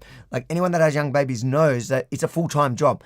But then, like, at least in Australia, I know in America it's a bit different. A lot of people homeschool. I think if you're going to homeschool, you've got to commit to it. You've got to be, again, 100% on the kids. That is a responsibility you're signing up to. But if your kids end up going to a school or daycare or whatever, like, you can maintain the house, cook dinner, clean, do the laundry, all that, and also have at least a part-time job, and it will give you a personal satisfaction. So I think that there is, like, this whole argument is, it's boring. That's why I think Piers went to the trans stuff straight up in the beginning, because he knew that the rest of it is whatever. Nobody cares. I think just like feminists act like women are not allowed to work. Like, I think women should. There are laws against discriminating also against women. So the gender pay gap is a whole lot of nonsense. It's, again, these studies from these feminists that make the statistics match their arguments. Either way, like, if somebody wants to work, let them work. They don't want to work, don't work. People want to live a super conservative, trad wife life. God bless you, live it.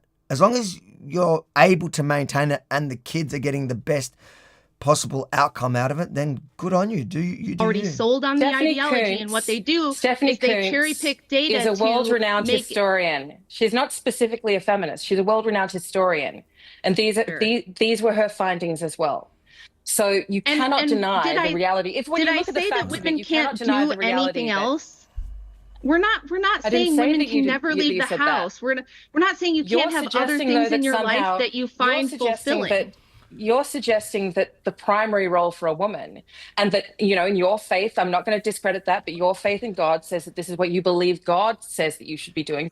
I find her approach so funny, that she's coming really soft, like she doesn't want to offend the Christians and God, when that is not the real Clementine. So she's very conscious on the platform that she's in Piers' platform, and who watches it, and the fact that, you know, this Lacquer-based couple that are making the arguments, and they seem pretty healthy, like the man and woman, and the way that he jumps in to defend it, and the fact that she's even there.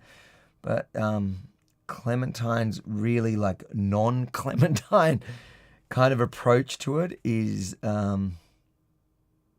it's amusing, because I can see how hard she's fighting herself not to turn into the toxic, disgusting kind of personality that she usually is when it comes to something like this, like mocking Christians and people's faith and men and everything. Anyways, I wish she was more like natural. Like, I find it weird that you'd go onto a show and just not be yourself. Why are you doing that? Like, why is Clementine acting like somebody else? Why doesn't she just be herself and present her arguments in the way that she normally does? Because she knows that she knows what she looks like. Anyways, Vincent, super chat, thank you. Do free speech absolutists think that Kanye's new song HH should be banned? I think I've seen arguments on both sides of that one. I've seen a lot of mental gymnastics around Kanye's song. I don't think it should be banned. I think that we can look at people who are trying to claim it isn't what it is, and we can judge them. Like, I'm happy to see everyone who says that they like that song, because you're saying that, and then when they get caught out on it, that they try to backtrack and say that, no, the song doesn't mean what you think it means. What he's saying, you got to listen to all the lyrics and understand what Kanye is saying. Mate, we've been seeing what Kanye's saying for a few years now. We know what he's saying. We know what he thinks. There's no context in which you can give me the chorus of that, those lyrics of that song, and make it out to be anything else. Should it be banned? Nah, but I understand. Look, the only argument why it shouldn't be banned, really, besides for just open free speech, is that there are songs about everything from, abusing women, rape, crime, murder. There's about everything that isn't banned. That's all over Spotify, all over YouTube, all over everything. But this song somehow is the red line. And the only reason why I find it, shocking that that's just the red line is because it's then used by the exact people who are amplifying, who believe in the underlying message of this, who are spreading these messages. They're going, you say the Jews don't control anything, but you can talk about everything else, but when you talk about the Jews, it's going to get banned. So for that reason alone, I don't think it should be banned. And I think if you're going to ban that because it's your, Spotify is a private commercial platform, then make the line really clear and transparent. And you can't, you got to ban all this other stuff that you have on there that is celebrating and inciting violence. But that's my personal take on it. Anyways, we'll get back to this before I keep reading the super chats. But thank you all for the super chats. Is that she should be staying at home, that she should be devoted to her husband, she should be devoted to her children. The facts do not back that up. The facts of familial satisfaction don't back that up. Well, hang on. Okay, let me jump in. Hang on. Yes, they do. Hang on. Sorry, Clementine. I think you've chosen the wrong moment to say that. You've clearly got a woman here on the panel where the facts completely back that up. She's had a lot of kids. She's very happily married. She loves that there would be exceptions to the rule, but statistically speaking, you've just literally got one sitting there in front of you. That's completely untrue, though. For her to say that this one study, that this one survey is going to tell us something. First of all, we have two. It was a multi-year. Worldwide, it was a multi-year study. Ma'am, if I let me ask you, Clementine. Let me ask Clementine. When you were you married or not? I can't remember what you said. Oh, this is touchy. Were you married? No, I've never been married. Okay, but when you were with your partner before you broke up, who did the household chores and stuff like that? I mean, how did you delineate that as a feminist? Were they ever together? Like, were they properly together, or did she just have a kid with some guy?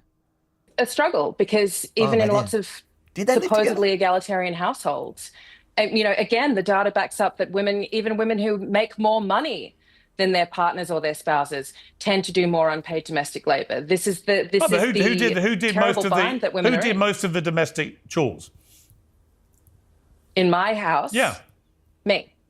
You did. Me. Okay, and Rachel, who does most of them in yours? That's the reality for. Well, hang on. For most Rachel, women, who does the domestic stuff in your house, Rachel? I do absolutely all of it, and the thing I want to say to Clementine, very similar. I mean, it seems to me you're both. I care far less about women's fulfillment in careers than I care about children and how they're being raised, and I want her to justify to me why we should be paying low-wage daycare workers to raise our children rather than doing it ourselves. How does it make sense to take your duty of motherhood and simply put it on a different random woman? How does that system make sense? Why should we tell women to do that? If you would like to stay at home and raise your children, you're not answering totally fine. You're not answering the question. My question is, how is it good for children it's a question for of them choice. to be raised by it's a question of choice. No, it's actually not worse. No. It's not worse for children to be raised by working mothers. That's also the facts back that up. There is no study that suggests that women who work Listen, lady, raise children who are less happy. That is not true. There are no facts on planet Earth that back up that single mother households have better outcomes. That's one. Two, that outsourcing your... Hang on. Let me finish. Lady, if you outsource the raising of your children, you're already making yourself a single mother, just so you know. Here's what's going on. Just so that you understand. Are you a single father because your wife raises your children for you? Lady. Excuse me, don't call me lady. Can you let me finish? Can anybody finish a point? Or I don't know. Do you have are, a point? Are only you allowed to? I'm trying to make one. So you don't seem to be making a point, Andrew. If you outsource your children's raising to strangers, answer Rachel's question and tell her how that makes more sense than having the child raised by their own biological mother. Actually answer. Well, in my case, it makes more sense because I need to make money to pay my bills to raise my child. It's But a in many other miscounterintuitive. families, it makes. What if you in many depended other on your families, it husband's makes- income? Do you see the problem of Now how we it's my ended up turn to here? finish. Now it's my turn to finish. But actually, again, if you knew what you were talking about, if you actually read anything about the data on these things, rather than just reaching into your gut for a feeling that feels Let's true go to over the you. data. Show me the data that shows us. that if you outsource The data childcare, shows it's us. If there was a father in the data household, shows you Let wouldn't me have bring that Emily issue. in, because Emily's been, again, hang on. There is no statistical data to support the fact that children raised by mothers who work are less happy than children raised by mothers who Yes, there stay at is. home. There's tons I of would data. never try and stop Rachel, There's so your wife, much from staying at home to raise overwhelming your data. children. That's her choice. That's Hey, her choice listen, to do that. There is for sure data that there's a lot of data. There is actually a lot of data that kids from single parent households are less happy overall. So the healthiest relationships are the healthiest children statistically have been proven through a lot of data are kids in a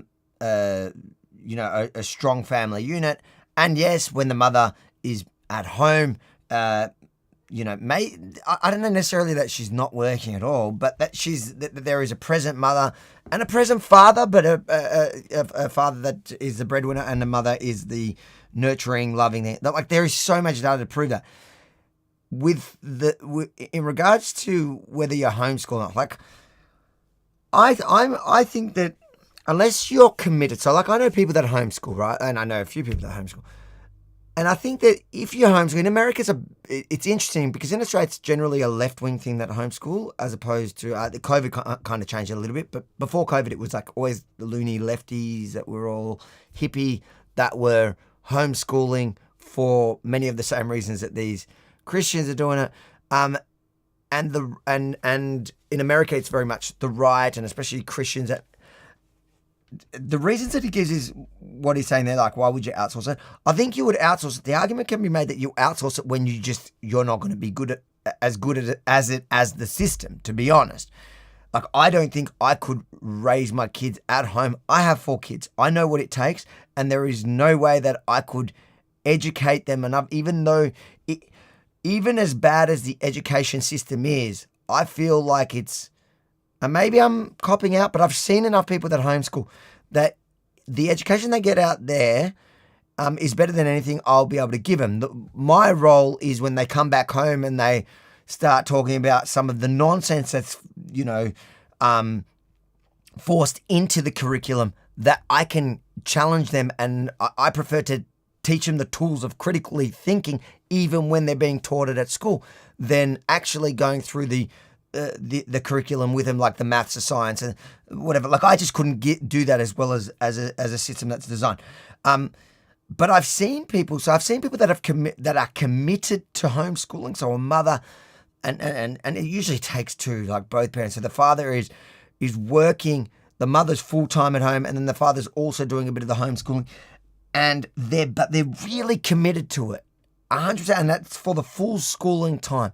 Unless you're able and willing to do that, then you're not going to give them a better education, even with all the corrupt nonsense they teach at school, because you're not going to be able to give them the foundation, the tools. So, but I do understand, like if I do know personally people that do homeschool and they are committed to it and they do a better job than the schools, and they give them all the social interactions that they need. So that is half the work, is like making sure that the kids you're giving them those social connections and those environments where they learn to be around other people so that they don't end up being fine. They know the maths and sciences and the English, but they're socially dumb and socially awkward and inexperienced.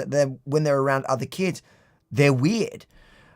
So anyone that's fully committed to it, you're amazing people. But if you decide to do it out of ideology because you think that, a mum needs to stay at home and do it and be with the kids, but then you're failing at it and you're giving your kids a worse outcome, then I don't think that is anything to aspire to. And I don't think that is, I don't think that's something. So I think it's a case by case, and it is a good point that the reason why Clementine has to go and work, so she couldn't even contemplate doing it herself if she wanted to.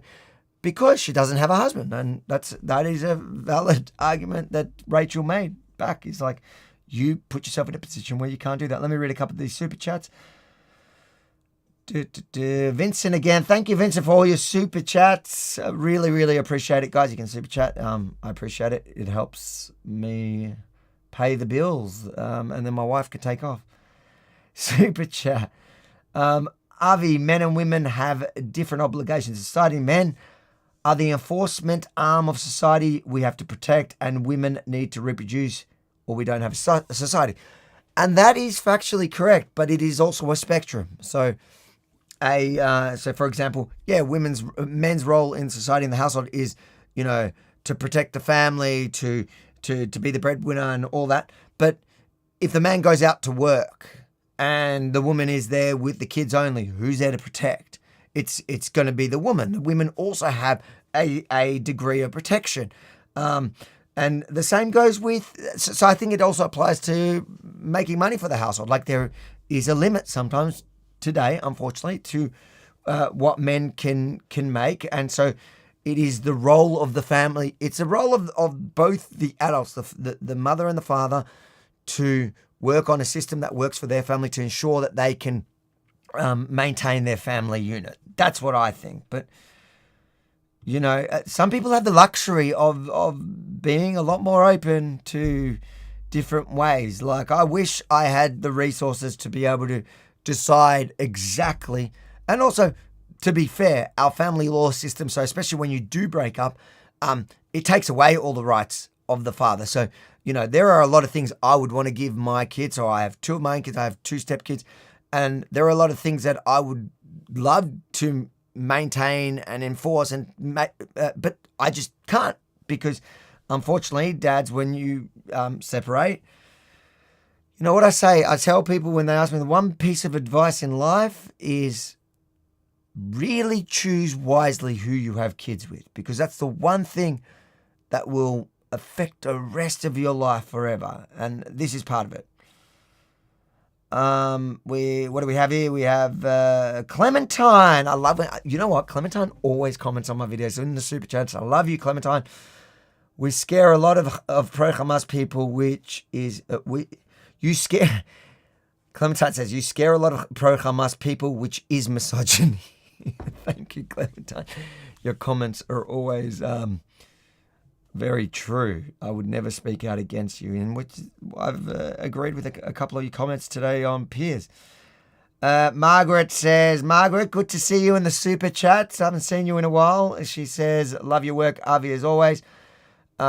Jesus loves you. Listen, I'm a Jew, and I know Jesus was once a Jew. I'm not very practicing myself, but one thing I know about Jesus is he was a man of peace and love.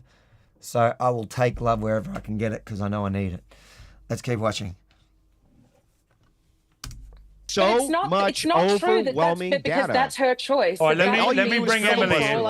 Let me bring Emily in. Piers knows that. Emily was trying to say something. You don't want your daughters and your nieces being forced to stay at home to raise families. I don't want that. But you don't want them to be forced to work either. I would want my kids in an ideal world, my daughters and my nieces, whatever. I would want them to have an opportunity. I would be able to give them the opportunity for them to choose what they do. So not to force them to work, not to force them not to work. Let them choose. And I thought that's what feminists should be all about, like women's autonomy.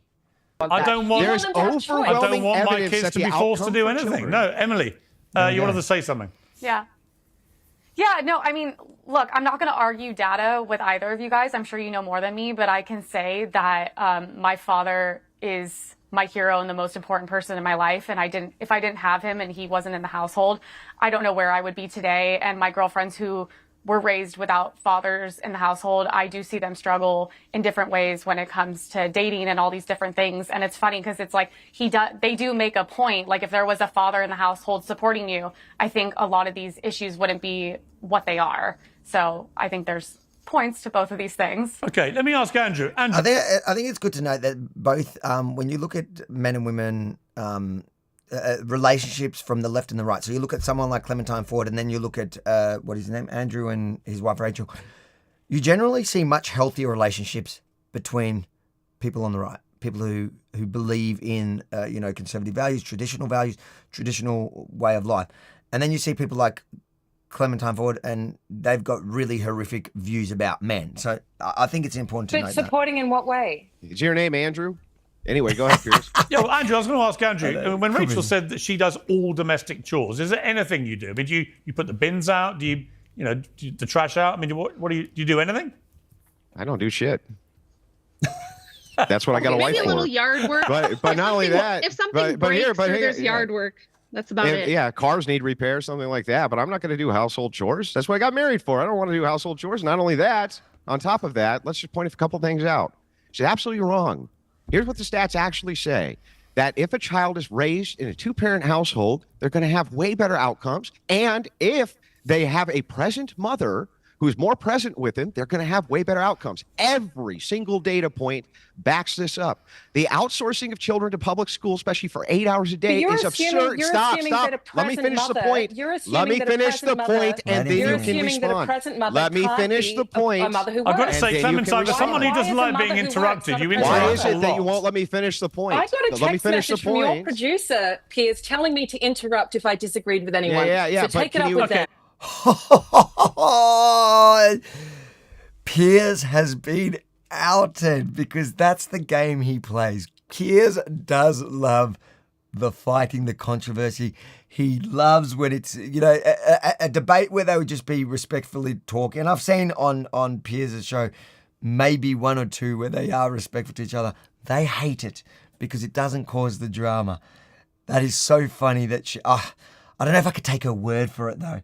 I would want her to show us that text. I'd believe it, but I want to see it.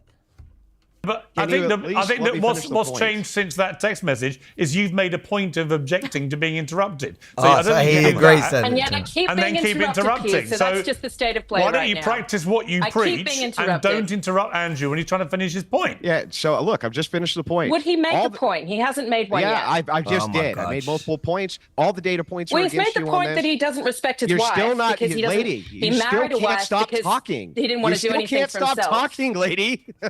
This is why it should say the 19th under that shirt. You cannot even be quiet. The 19th, I think, is the right to women to vote. Yeah. Amendment 19, I think, in the U.S. Constitution. I think, if I'm right, let me know in the comments. To hear a counterpoint. Here's the counterpoints. The data you're citing, you don't have any when it comes to outcomes for children. When it comes to outsourcing their raising. Incorrect. None. Incorrect. No. Show me any that shows that you sending your kids outsourcing. Which data are you citing? Would you stop so that I can finish the question? No, tell me. I'm trying to at least finish the question. Yes. Yeah. Okay. Here's the thing. One more time. All data points to the fact that if you outsource the raising of your children, you can't especially just when they're stand there young, and say all data. You actually have to cite it. Cite any data that shows. Say that. Cite any data ever that shows that you outsourcing the care of your child is good for the child. Any. Yeah, that's right. Kuntz. Nothing. You got Stephanie Kuntz doesn't say that. You're lying through your teeth. Do you even know who Stephanie Kuntz is? Yes, you mean the feminist writer? Nobody knows who Stephanie Kuntz is. The feminist writer, Stephanie Kuntz? You clearly don't even know what you're talking about. I don't. I can tell you. You're not even interested. They clearly know. Even interested you can tell just by the way they responded that they absolutely know who she's talking about.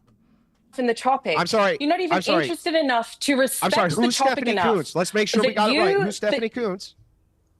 Stephanie Kuntz is an historian, a world-renowned historian into marriage and the structure of the American family. And isn't a feminist, right? Isn't a feminist? I just want to make sure we're clear. I have no idea if she's a feminist or not. I know that she's an historian. Well, then why would you try to make a refutation about what I'm saying?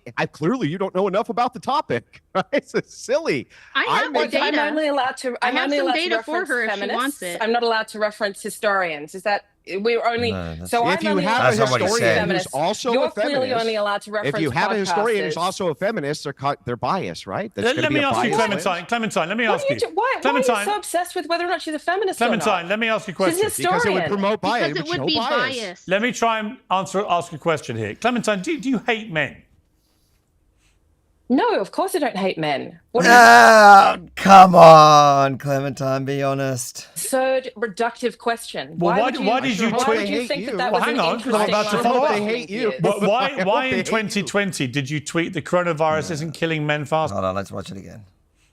No, of course I don't hate men. What an absurd Wait, where was it? reference historians. Is that we're only so If I'm you only have allowed a to historian reference who's feminists. also You're a feminist, clearly only allowed to reference if you have a historian who's podcasters. also a feminist, they're biased, right? That's Let gonna me be a ask you, biased Clementine. Clementine, let me What ask do you. you do? Why Clementine, are you I so have to obsessed with whether or not replay she's it a so I can- feminist or Clementine, not? let me ask you a She's a question. historian. Press the button, the biased. sound would be effect. biased. Let me try and ask a question here. Clementine, do you hate men?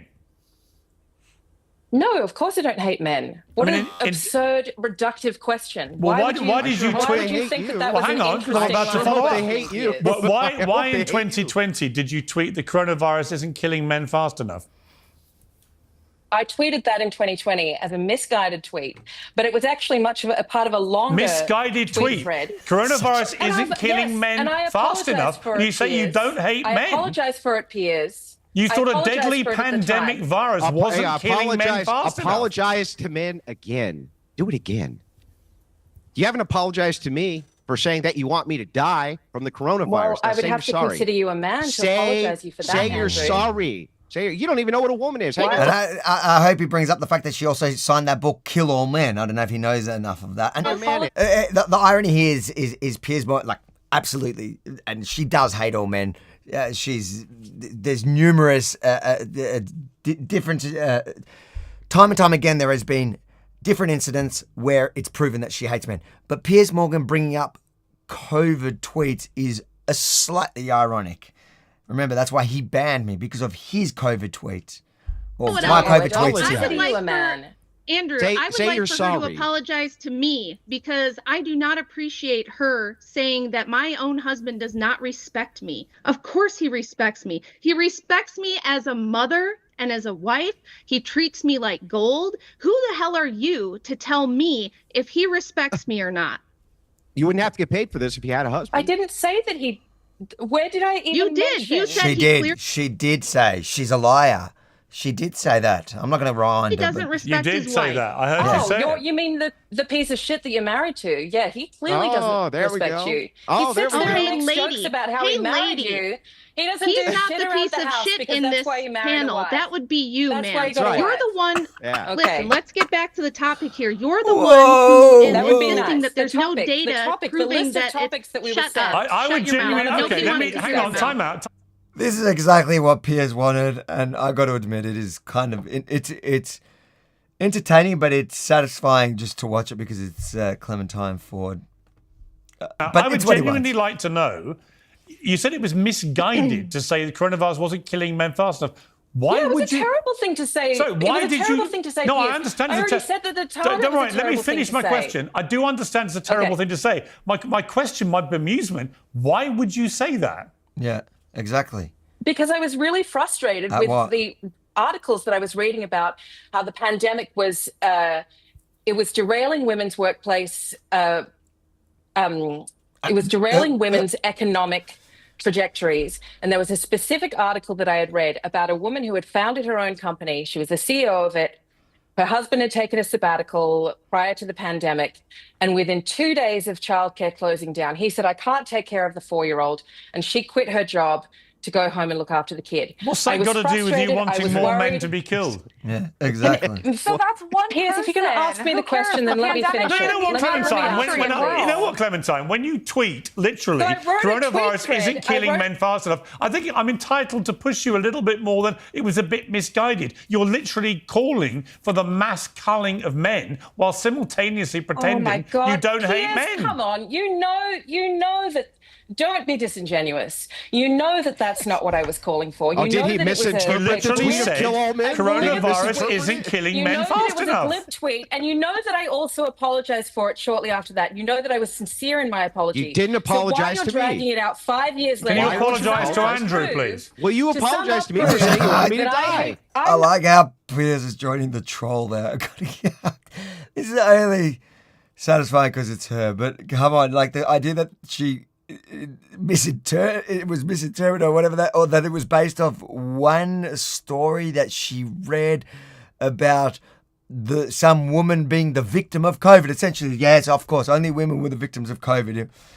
I would not apologize to you if I did something to you, let alone for doing nothing to you. Even I don't if you did something to me, you wouldn't apologize. Was that the only time, Clementine? Hang on. I've got a follow-up. I have a follow-up. Clementine, was that the only time you've tweeted that you want all men to be killed?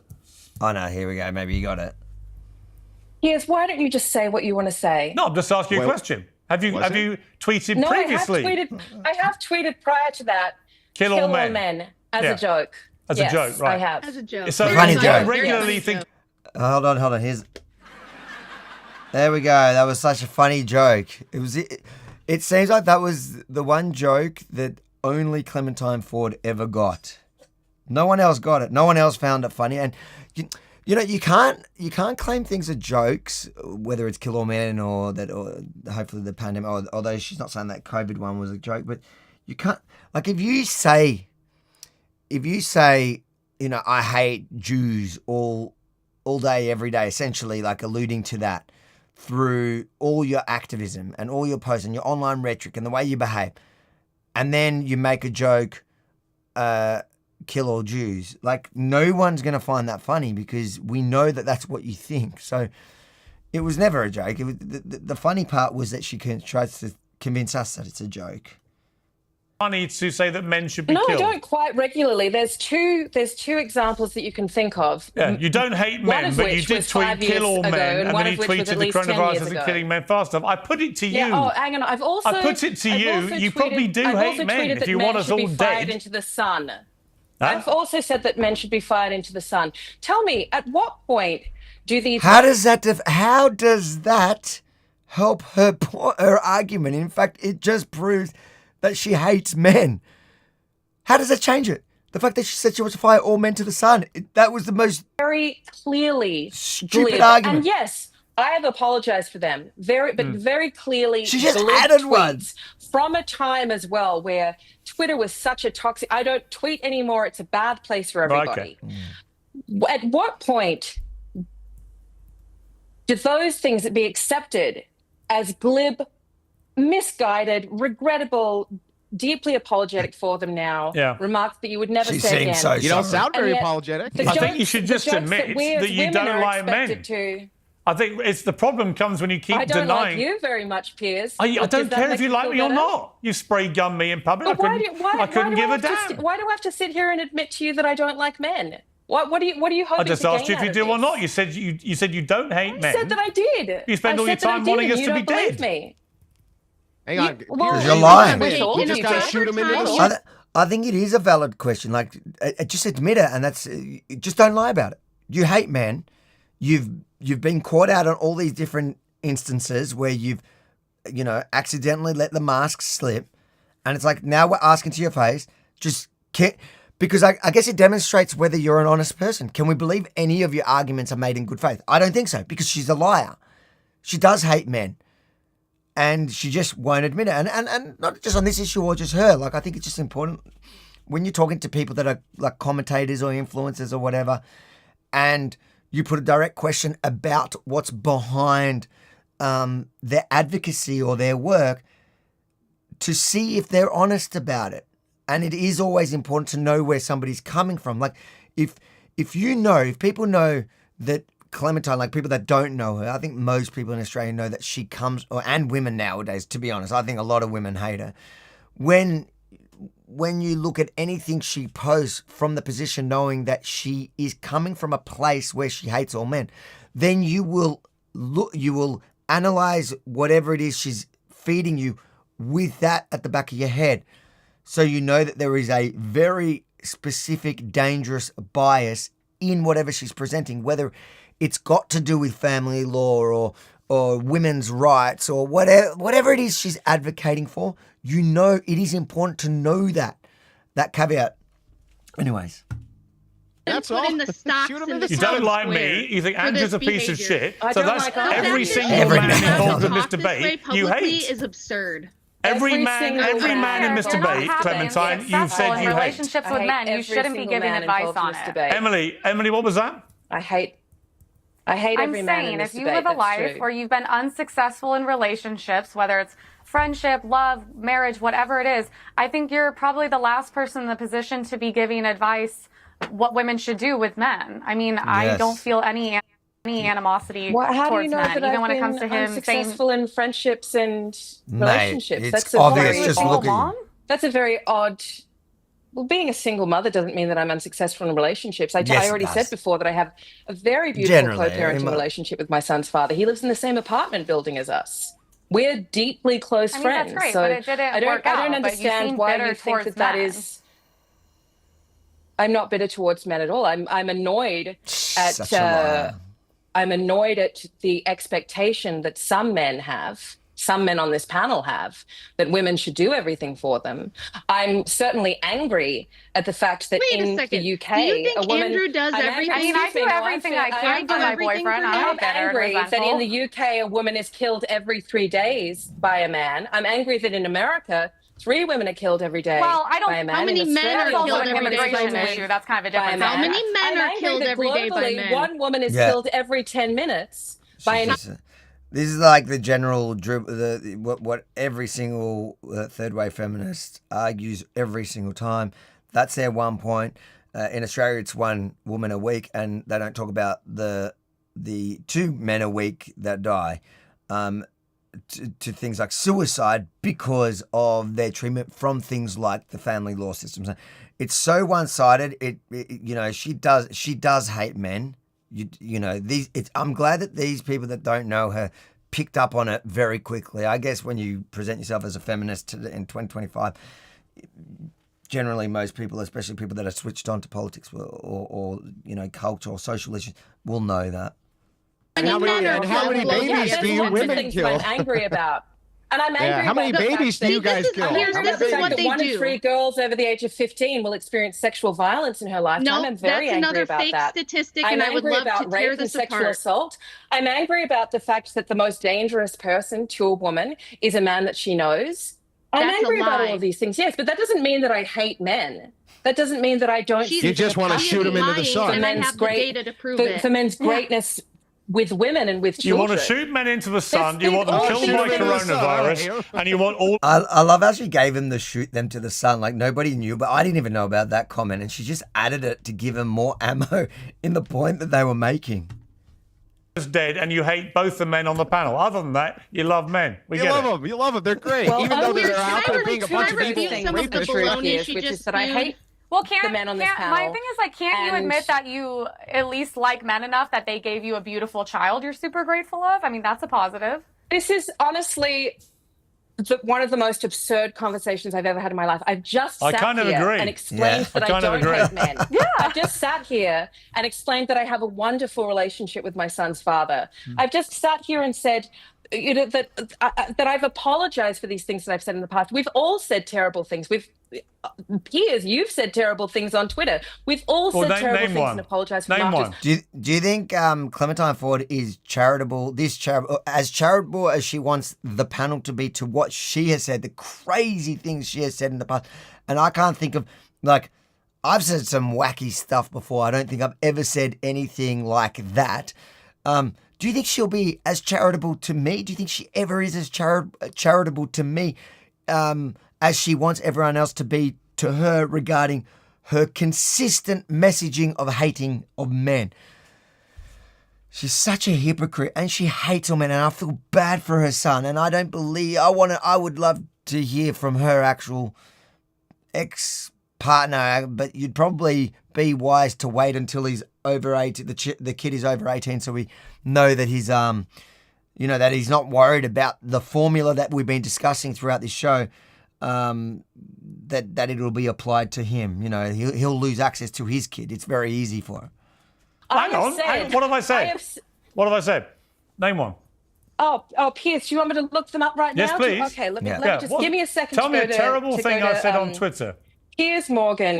While she's looking, can I refute her fake statistics that she just gave? Because I hear feminists repeat this all the time. Opinions. Well, there we go. I'll look at that. Give me a terrible opinion.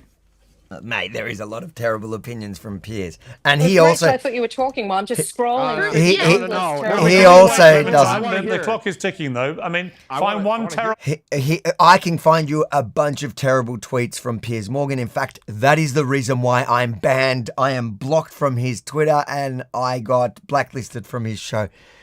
Piers Morgan has a long history of bad tweets. Are they as bad as Kill All Men? I don't know. Maybe his COVID tweets were pretty bad and he never apologized to him. He actually deflected after the fact and just said he got it wrong. But he never said sorry for what he said and the way he said that unvaccinated people or people not wearing masks, people not abiding by the COVID rules, overreaching rules, especially when it was clear, unless it was his son going to a Black Lives Matter protest. So I think Piers might need to sit this one out. Thing that I've tweeted. Oh, I think that All Lives Matter was pretty bad. You think All Lives Matter is a bit better than men should be dying faster, isn't it? All Lives Matter. Let's compare All Lives Matter against More Men Should Die Faster. All Lives Matter is a rejection of Black Lives Matter. I didn't reject Black Lives Matter. I didn't reject Black Lives Matter. I didn't reject it. I didn't reject Black Lives Matter. I didn't reject Black Lives Matter. Don't lie. No, but you did. No, I didn't. No, I didn't. You see, this is the trouble. You say that I've said terrible things when you try and find them. You know what's funny? I find it hilarious that she's picking up the one thing that you probably can't accuse Piers of, because if you remember during the whole Black Lives Matter, the burning down of cities around America, but just the protest when it spread globally after George Floyd, Piers Morgan had this double standard, and it was potentially stemmed from the fact that his son was going to these protests and he was celebrating his son. Like, on one hand, he was condemning anyone that dared to breach any of the restrictions, the COVID restrictions, but then when his son was caught out at a Black Lives Matter, he was celebrating it because he was promoting the cause of Black Lives Matter. So the idea that this is the bad thing that you think, Piers was supporting all those protests. He was supporting that stuff. I'm just looking up what was... the controversial, the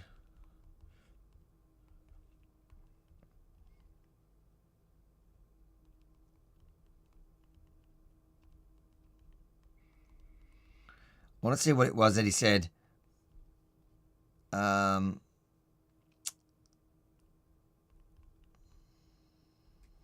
me see if it shows it to me.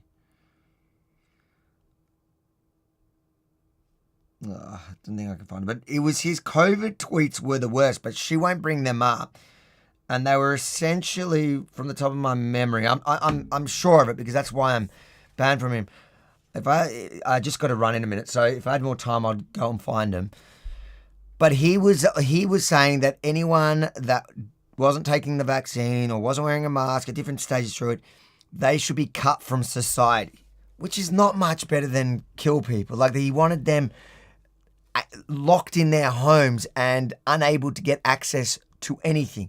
So a slow, painful death. Like, if you can't access anything, you can't go get food. Like, he literally was promoting the idea of destroying people if they didn't agree to his political view. But she won't bring that up because she was, all for the COVID stuff like that. And he's agreed with most of her politics most of the time, just not the men's stuff and the trans stuff.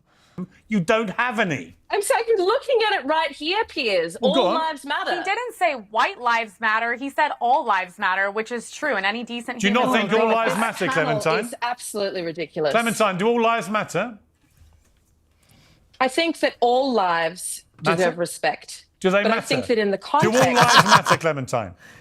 You do know what? All lives do matter. And thank you. Thank you. What's controversial? All but lives the are not one given the same terrible respect, thing you though. found All I've ever lives are not said, given the you same completely respect. agree with. So All on lives are not given the same respect, on that Piers. delightful note, where you agree with the one terrible thing that I've ever apparently said, we will leave this compelling debate. Thank you all very much indeed. I will agree. I've got to say, Rachel, I think, Rachel, it's lovely to see a very happily married couple who genuinely like each other. So thank you for coming on Uncensored. And in your case, Clementine, I hope you find a man like Andrew to take care of you. Thank you all very much. I think that, look, it was a funny ending to that. But if you really wanted to make the point, If she wanted to make the point, she should brought up the one issue that I've got to run. So I really wanted to find the tweets, and it's a bit unfair doing it on the spot. But she should have gone. Like if I was there, I would have gone there armed with those tweets. Although I don't think she'll bring it up because, from memory, no, guaranteed she was 100% in support of what he was saying. So for her, there would be no controversial tweets that she could show. But for the average person, when you look at what Piers was tweeting during COVID, I think it is comparable to the kill all men. I think it is comparable to some of the things that she was saying. The fire men to the sun. He was using his huge platform and power because he was empowering the British government. And like people were looking at him and going, yeah, well, we have Piers support to get away with this. And he only turned once it became so unpopular that he had to. Anyways, guys, thanks for joining my live stream. I'll read this last super chat before I go. What do we got? From Vincent, agreed. What were we talking about? But can you watch the Andrew Wilson and Pearl Davis interview? It will clarify that women are not fulfilling their obligations in general. I'll have a look at it. I can't say I'm the biggest fan. I know who that Pearl is. She's a bit of a loony, but we'll see how we go. Listen, even lunatics get it right sometimes, and I can agree with some of the things that they say. As I say, a broken clock is right twice a day. Guys, make sure to turn on the notifications and all that good stuff to ensure that you get all my live streams as they come here. I'll put that little thing. There you go. So make sure to like, subscribe, and hit the notification bell. So when I go live, I'm going to go live a lot. I'm going to see what I like, how I like doing it. I'll have different people on with me. But for now, thanks for spending your bloody Saturday afternoon with me.